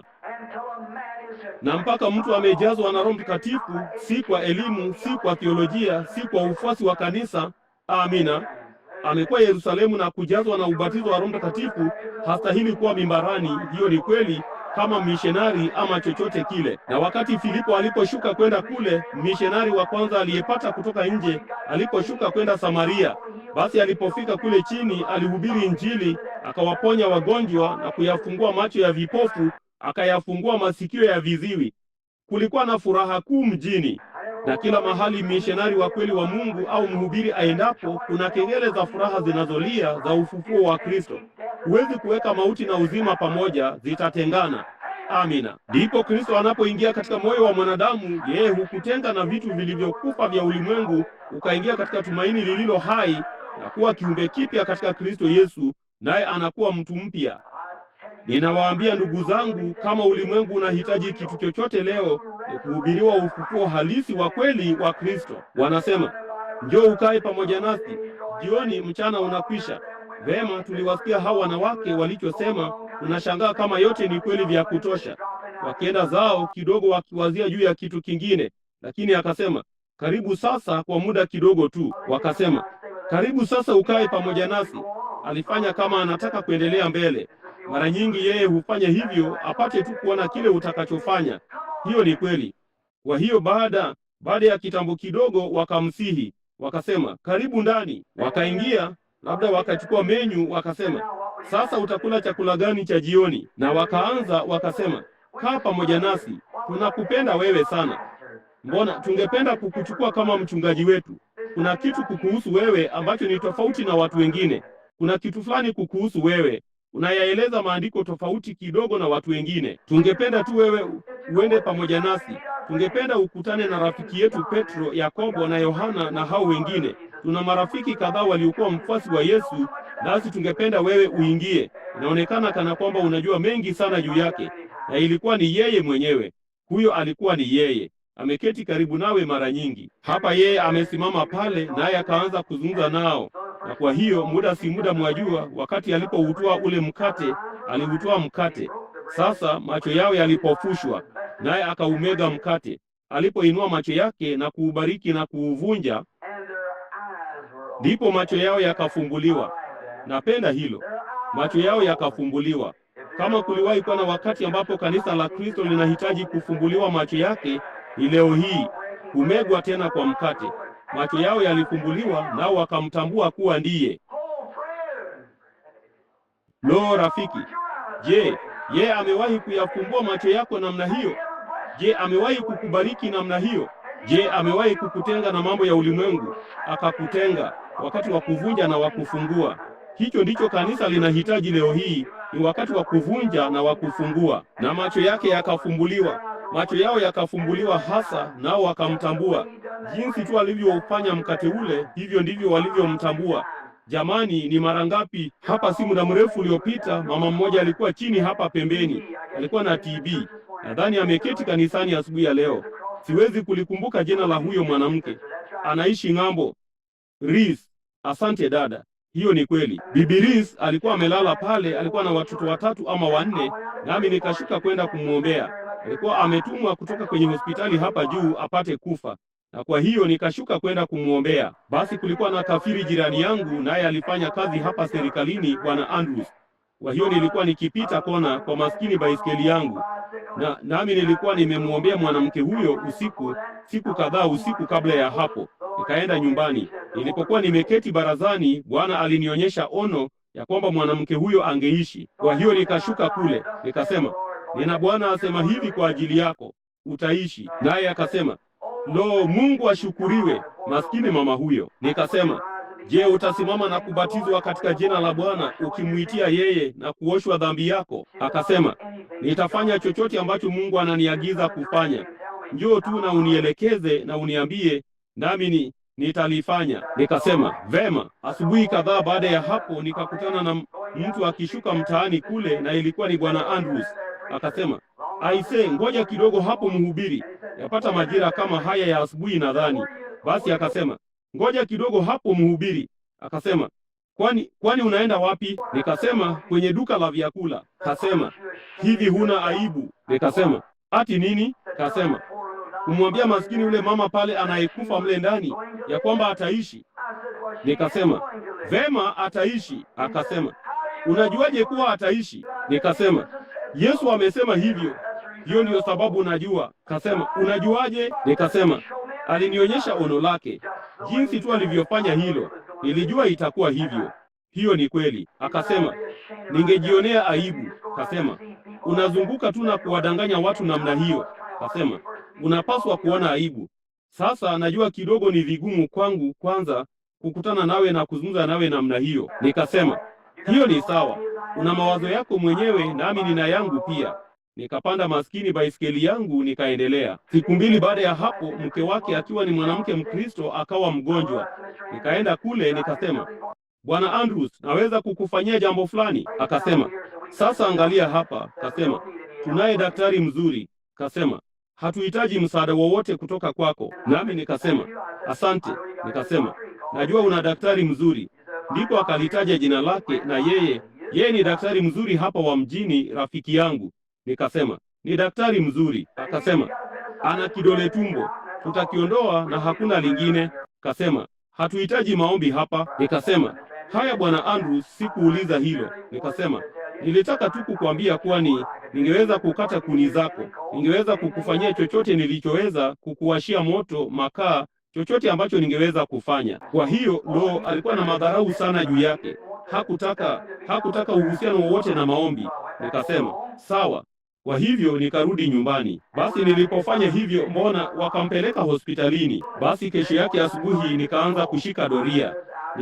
Nilikuwa mlinzi wa wanyama, mwajua. Nami nikajifungia maskini bunduki yangu, nikaanza kupanda barabarani. Nilikuwa nikienda zangu kupanda barabarani na kupitia huko. Na muda si muda, mwajua, pale kitu fulani kikaniambia, kasema, geuka urudi nyuma. Huyo ni Yesu aliyefufuka. Geuka urudi nyuma. Nikawaza, vema, hilo labda nilihisi kitu fulani kikasema, rudi nyuma. Nikageuka moja kwa moja na kurudi.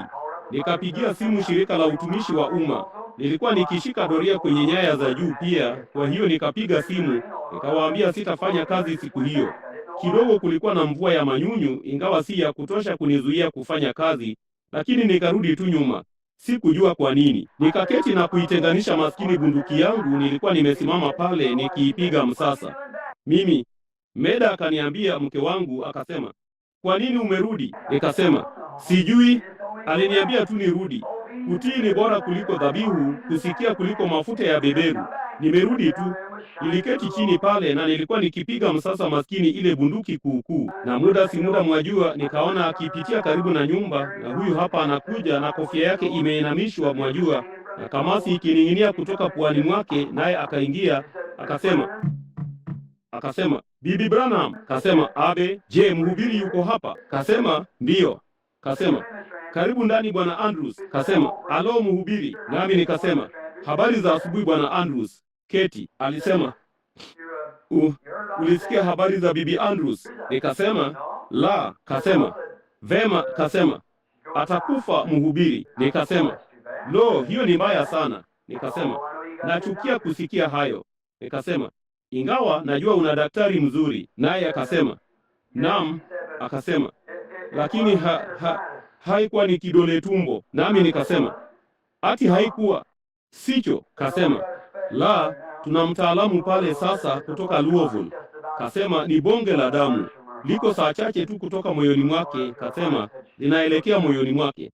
Kasema, atakufa. Nikasema, jamani, ni vibaya sana, nachukia kusikia hilo. Nikaendelea tu kupiga msasa bunduki yangu.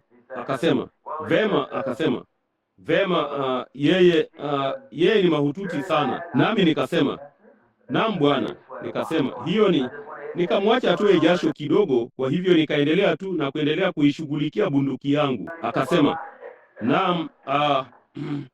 Akasema, unafikiri unaweza kumsaidia? Nikasema, mimi? Nikasema, mimi si daktari, sijui la kufanya Bwana. Nikasema, mimi si daktari. Akasema, vema, unajua, kasema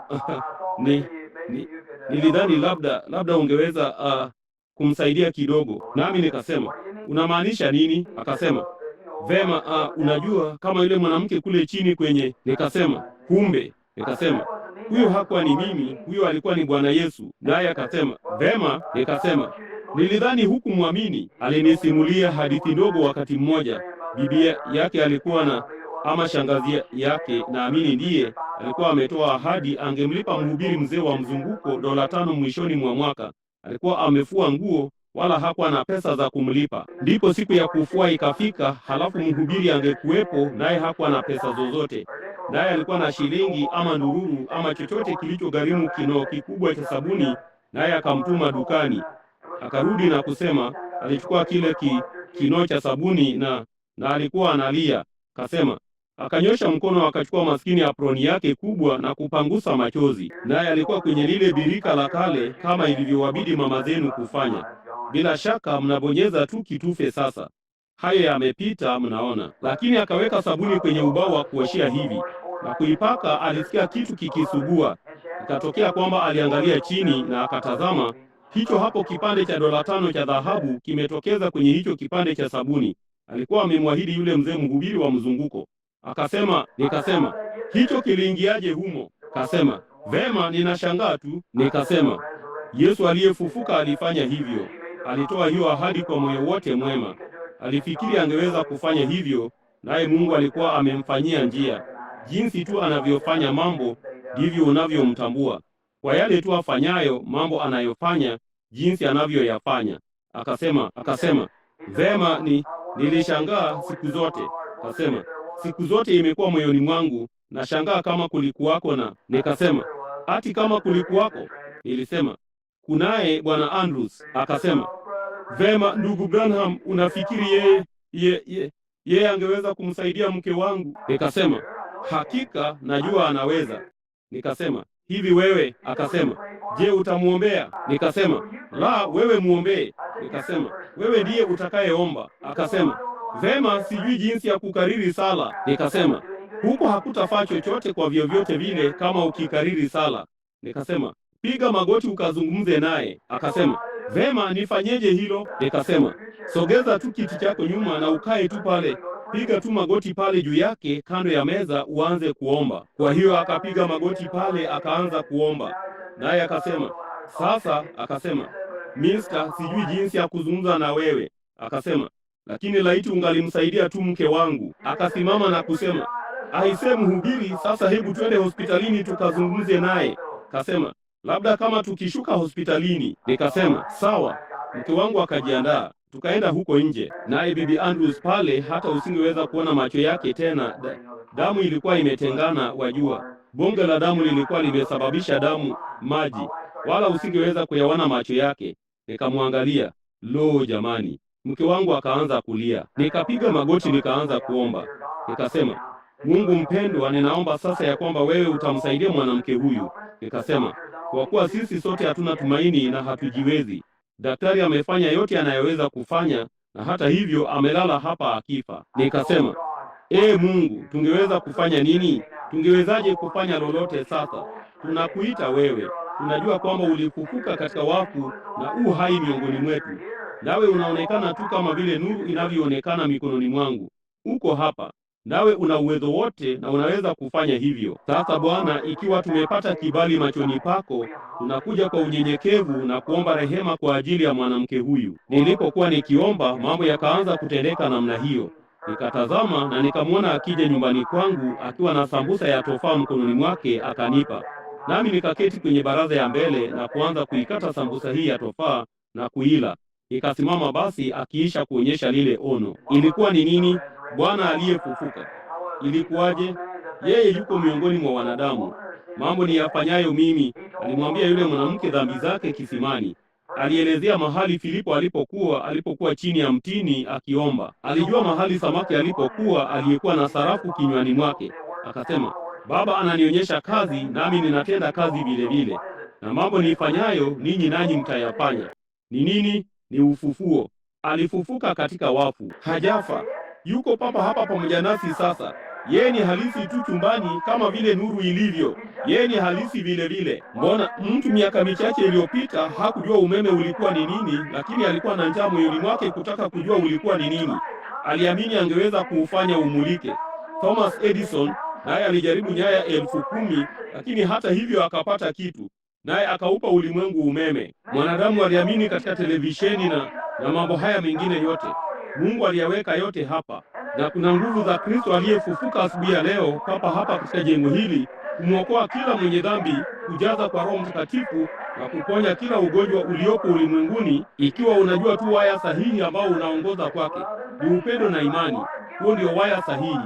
Ingia ndani na usafiri mara moja, uone kama yeye hasemi. Unajua, wakati Franklin alipoushika umeme hakujua alichokuwa nacho. Alisema, nimeupata, nimeupata, nimeupata, nimeupata. Alijua kulikuwa kuna ufufuo. Kulikuwa na kitu alichokuwa amepata, hakujua ni kitu gani. Labda wakati mwingine Roho Mtakatifu hunena nawe, hutajua tu ni nini, lakini unajua yuko.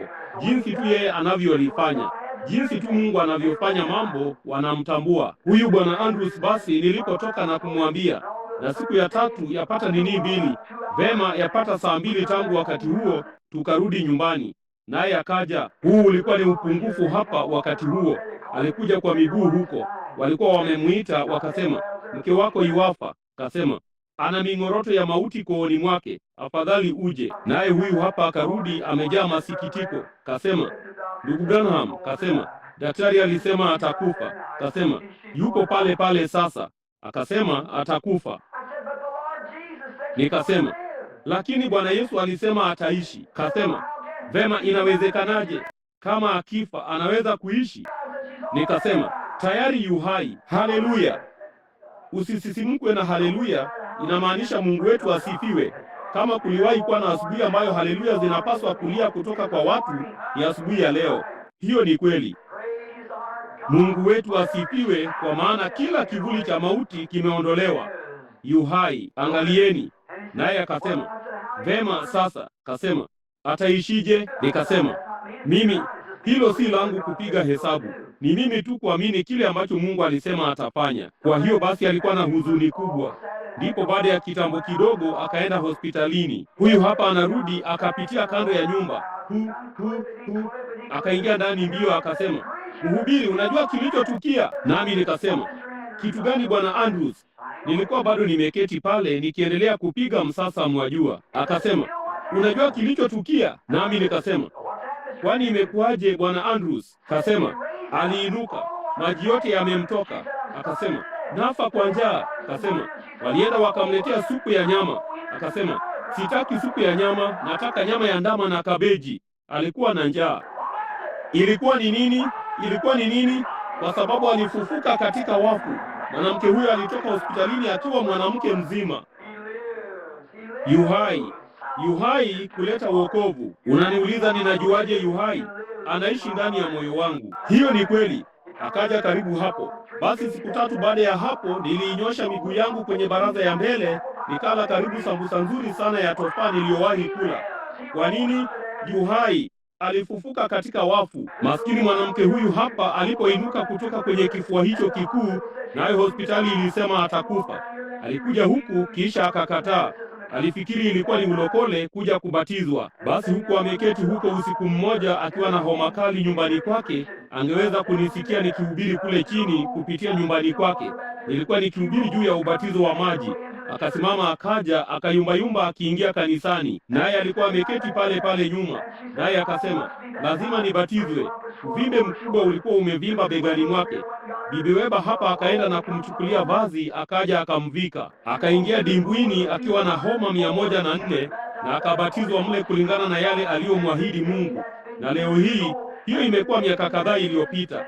Na leo hii huyo hapo ameketi hapa yuhai asubuhi ya leo, ni kwa sababu Mungu yuhai na anamiliki, naye alifufuka katika wafu. Wiki chache zilizopita, yeye na binti yake walikuwa huko Louisville, walikuwa wakishuka barabarani, na kulikuwako na maskini mwanamke mzee ombaomba ameketi pale, naye alikuwa akiomba. Kasema, mama, tafadhali nisaidie, nina haja. Akaangalia mfukoni mwake, alikuwa tuna pesa za kutosha, senti 15, naamini ndizo wapate kuvuka daraja. Alikuwa akienda zake, akaanza kushuka barabarani. Bwana akamwambia akasema, sasa ulipokuwa hoi nilikusaidia, naye mwanamke yule yuhoi, nawe humsaidii. Alitembea mbele kidogo, akasema, Bwana, lakini nina zile senti 15 tu. Je, mimi na msichana wangu tutafikaje nyumbani? Tutafanyaje? Akasema, hiyo ni nini kwako? Nifuate mimi. Anageuka nyuma, anarudi nyuma. Akasema, mama, samahani. Kasema, nina senti 15 tu, ndizo tu nilizokuwa nazo mimi na binti yangu tupate kuvuka daraja. Kasema, nakupa wewe, ndizo tu nilizo nazo, nasikitika sina zingine. Akasema, Bwana akubariki binti yangu. Akageuka akaanza kutembea. Bintiye akasema, sasa mama, tutafanya nini sasa? Kasema, msongamano huo wote wa magari, itakuwa hatari kutembea kwenye daraja hilo. Kasema, hatuwezi kutembea kwenye daraja hilo sasa. Akasema, sijui, ye aliniambia niende nikazitoe, na hizo ndizo tu nilizokuwa nazo. Wakishuka barabara, papo hapo ilitokea tu aliangalia. Binti yake akasema, lo mama, tazama, hii hapa ndururu. Ikawa naye akaangalia akasema, na hii hapa shilingi. Ni kitu gani? Jinsi tu anavyofanya mambo. Anatujulisha kuwa yuko hapa. Hapa kiangazi hiki kilichopita nilikuwa nje mikutanoni. Mke wangu akaingia akasema, Bili, sina budi kupata hundi, sina budi kununua vyakula. Maskini mhubiri fulani mzee akapitia hapa akasema, ndugu Branham, sina pesa. Kasema, nimefilisika, sina budi kwenda Texas. Kasema, nitakulipa siku nitakapoweza. Kasema, je, utanisaidia nisaidie? Kasema, nataka $50. Nikashuka kwenda kwenye benki nione kama nilikuwa nazo. Naam, nilikuwa tuna karibu tu 100. Kwa hiyo nikaenda nikampa $50 zake, akazichukua akaondoka. Mambo madogo yakiibuka, mnajua jinsi ilivyo. Mke akasema, Bili, sina budi kupata hundi asubuhi ya leo kama $20, sina budi kwenda kununua vyakula. Tukashuka kwenda kununua vyakula, tukarudi. Akasahau mayai, hatukuwa tukipata yoyote. Kwa hivyo nikawazia, lo jamani, vema. Nikawazia, labda mtu atafanya jambo. Kwa hiyo nikaenda kule, nami nilikuwa nikimsaidia Bwana Mei.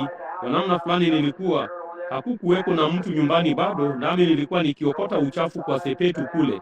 Ikawa niliangalia, ndipo nikaona gari kuukuu likiingia, likaingia kando, likasimama. Mhubiri mzee akatoka humo, kidogo ni kilema, ndipo akapanda juu, akaketi barazani, akaegemea nyuma. Nikawazia, maskini mhubiri huyo aliyevunjika, sina budi kwenda kumuona. Nikaenda pale, nikasema, habari za asubuhi. Akasema, uhali gani kasisi Branham? Kasema, sidhani kama unanifahamu. Naye akaniambia yeye alikuwa ni nani. Kasema, mimi ni mmoja wa wahubiri hawa maskini. Akasema, nilikuwa kule Cleveland, wakanipa petroli ya kutosha kufika hapa. Kisha akasema, gari langu kuukuu liko karibu kukauka huko nje. Kasema, kitu fulani kiliniambia nipite hapa. Kasema, labda ungenisaidia kidogo. Nikamtazama, nikawazia, jamani, mwajua. Niliwazia maskini jamaa mzee. Nikasema, na tuombe. Akasema, nataka uombe, nina nyonga mbaya. Nami nikasema, sawa. Tukapiga magoti, tukaanza kuomba. Nilipoanza kuomba, Bwana akasema, mpe $5. Nikasema, vema Bwana, bila shaka wewe unajua yote juu yake. Wewe unajua kama ziko ama haziko. Nami nikasema, Bwana aliniambia nikupe $5. Kasema, hizo ni nyingi kupita kiasi ndugu Branham. Nikasema, lakini aliniambia nikupe $5. Nami nikaandika hiyo hundi.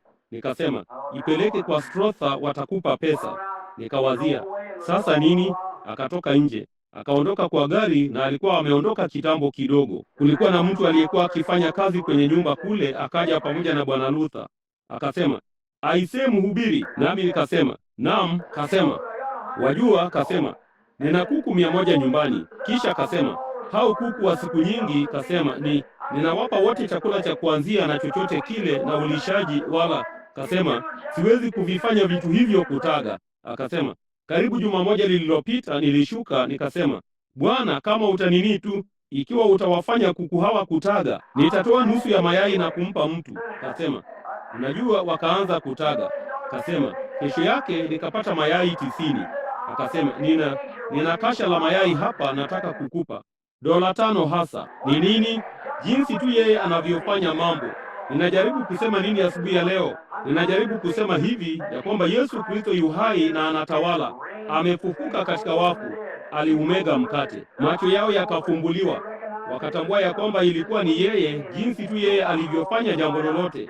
Angalia tunapoendelea, nawe utagundua jinsi tu anavyofanya mambo. Yeye angali hai na anatawala. Yu hai apate kuwapa wokovu. Ati waniuliza ninajuaje yu hai?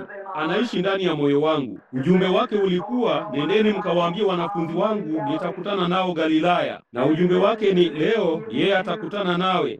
Nitakutana nawe popote utakapokutana naye. Njooni kwangu ninyi nyote msumbukao na wenye kulemewa na mizigo.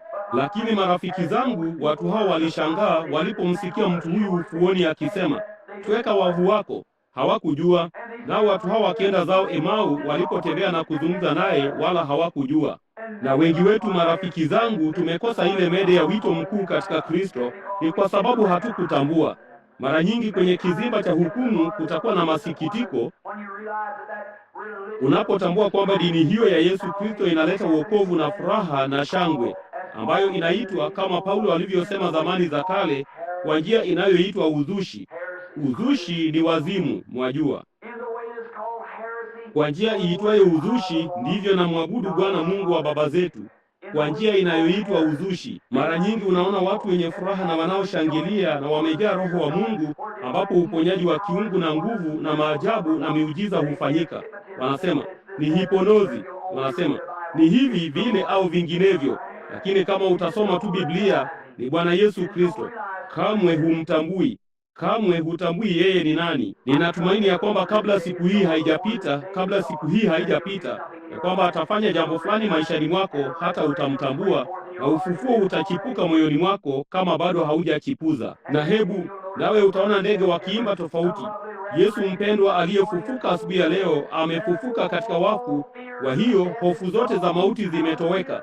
Haleluya, zimetiwa muhuri katika bahari ya usahaulifu. Wakati maskini mtakatifu Paulo alipofikia mwisho wa safari, naye alikuwa ameketi pale na minyororo miguuni pake na mikononi mwake, walikuwa wakitengeneza mikatale huko nje ambapo watakikata kichwa chake.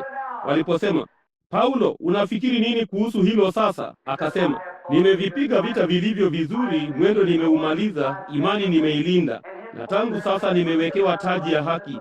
Bwana mwamuzi mwenye haki atanipa siku hiyo, si mimi tu, bali wale wote wanaopenda kuonekana kwake. Walipomtoa nje kwenye gogo pale, naye akashusha ukosi wake na kukilaza kichwa chake pale chini, mauti yalimkazia macho moja kwa moja usoni. Akasema, sasa nimekupata, sasa una hofu. Akasema, ewe mauti, uwapi mwiba wako? Akaangalia huko nje, naye akawaona wakichimba lile shimo wamtie kaburini. Lile kaburi la kale la matope likasema, nitakushika, nitakufinyanga, nitauchafua mwili wako, mabuu ya ngozi yatatambaa ndani na nje ya mwili wako. Mimi, akasema, kaburi, uwapi ushindi wako? Lakini akageuza kichwa chake kuelekea Yerusalemu. Lo jamani, lakini Mungu ashukuriwe atupaye ushindi kwa Bwana wetu Yesu Kristo. Lo jamani, inanibidi kuja mwishoni mwa safari. Moja ya siku hizi kazi zangu zitakwisha. Baadhi yenu nyinyi wavulana mlioketi hapa, ambao tulicheza pamoja, tukacheza ndondi pamoja, tukacheza gololi pamoja na kila kitu. Tulikuwa wavulana wadogo wakati huo, lakini sasa ninaanza kugundua kesho ni siku yangu ya kuzaliwa. Nitakuwa na umri wa miaka 44 kesho. Mabega yangu yanaanza kuinama na makunyanzi yanaingia chini ya macho yangu. Nywele zangu zilizosalia zinaingia mvi.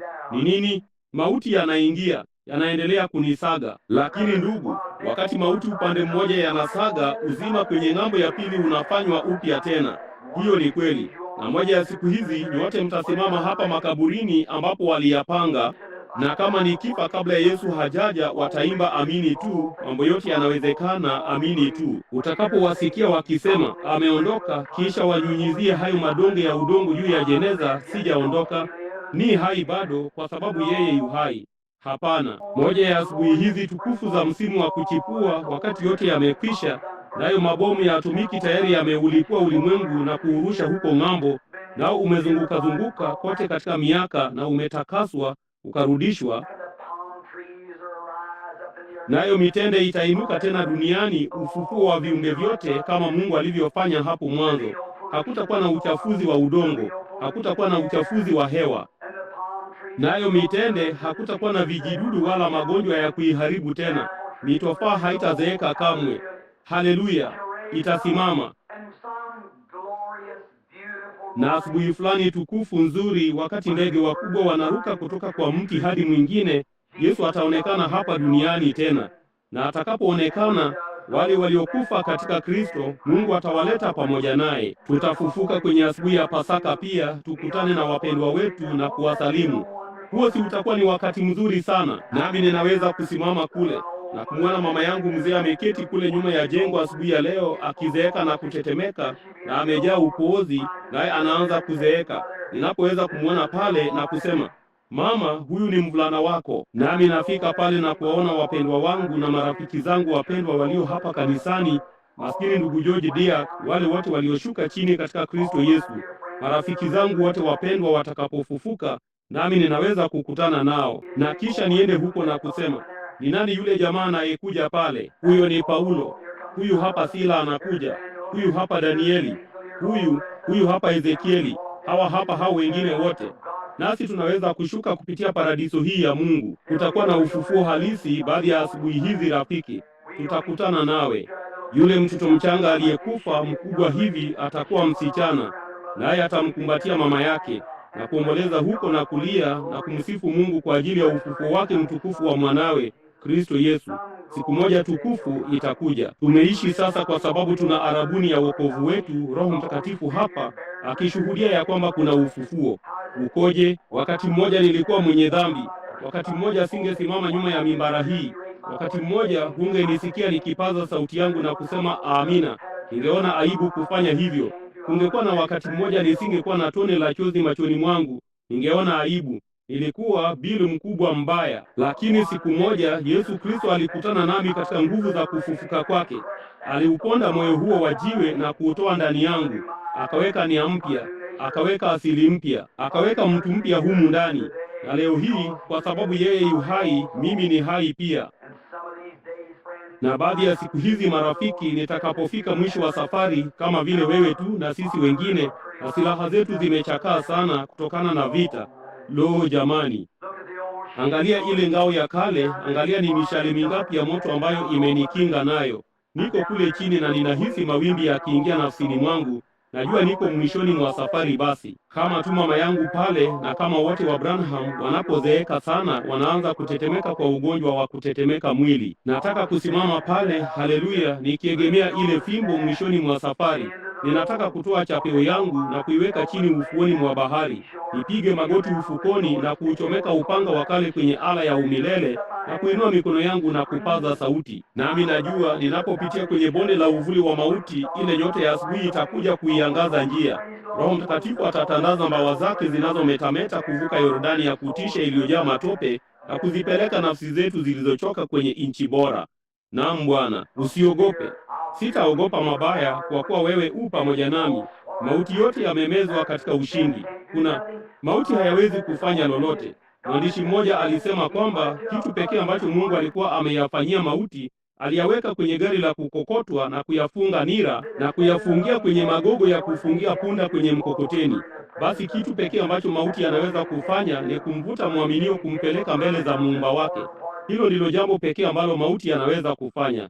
Baadhi ya siku hizi mauti yatasaga sehemu hii ipatikanayo na mauti. Lakini nilipokuwa tu mtoto mchanga na kulikuwa na kiumbe cha kimbinguni kikimngoja mama yangu kunipa uhai nilipozaliwa, basi maskani hii iliyo ya duniani ikiharibiwa, tayari kuna moja huko ng'ambo inayongoja utukufuni, iliyowekwa tayari huko ng'ambo ambako hakuna magonjwa wala mateso. Na kama tu vile nimezaliwa kwa roho hapa na roho wa Mungu akilia Aba Baba, si mimi tu bali kila mtu ulimwenguni ambaye amezaliwa mara ya pili, wakati mwili huu wa kiroho, huku tukikua katika neema ya Bwana wetu Yesu Kristo. Siku moja tutavuka mipaka kule na tutakuwa ndani ya mwili huo mpya, ambapo hakutakuwa na nywele zozote zenye mvi, mabega yaliyoinama, wala chochote kama hicho. Tutakuwa wachanga huko milele, kwa sababu Yesu Kristo alifufuka siku ya tatu baada ya kifo chake, na akafufuka tena. Yeye yu hai, anamiliki. Sasa nendeni mkawaambie wanafunzi wake, nendeni mkawaambie watu wake kwamba yeye alisema, nitakutana nanyi huko Galilaya.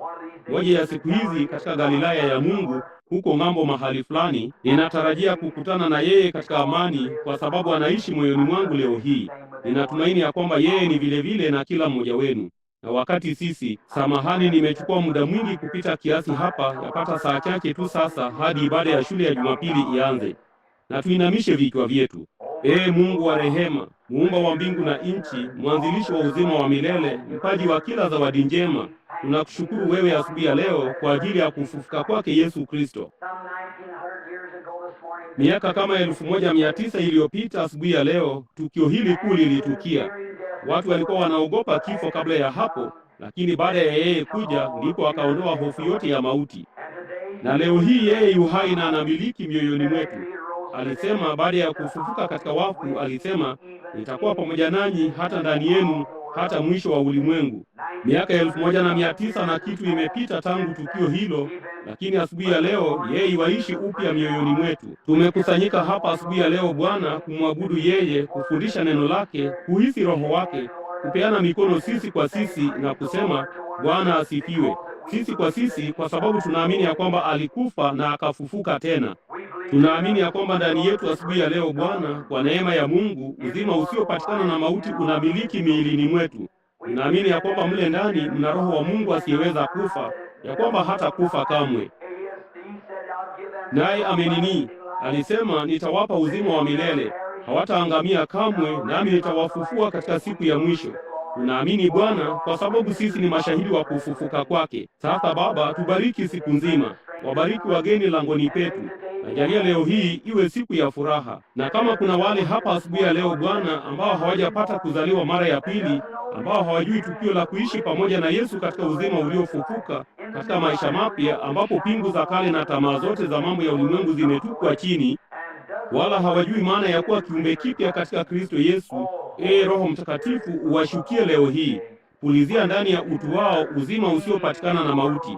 Najalia kengele za furaha za mbinguni zichipuke katika Pasaka hii, habari njema za sikukuu leo. Najalia watoke wawe viumbe vipya ndani yako. Sikia maombi ya mtumishi wako Bwana, kwa maana ninaomba baraka hii katika jina la Yesu Kristo. Amina. Vema, na tusimame. Vema, ndugu Neville.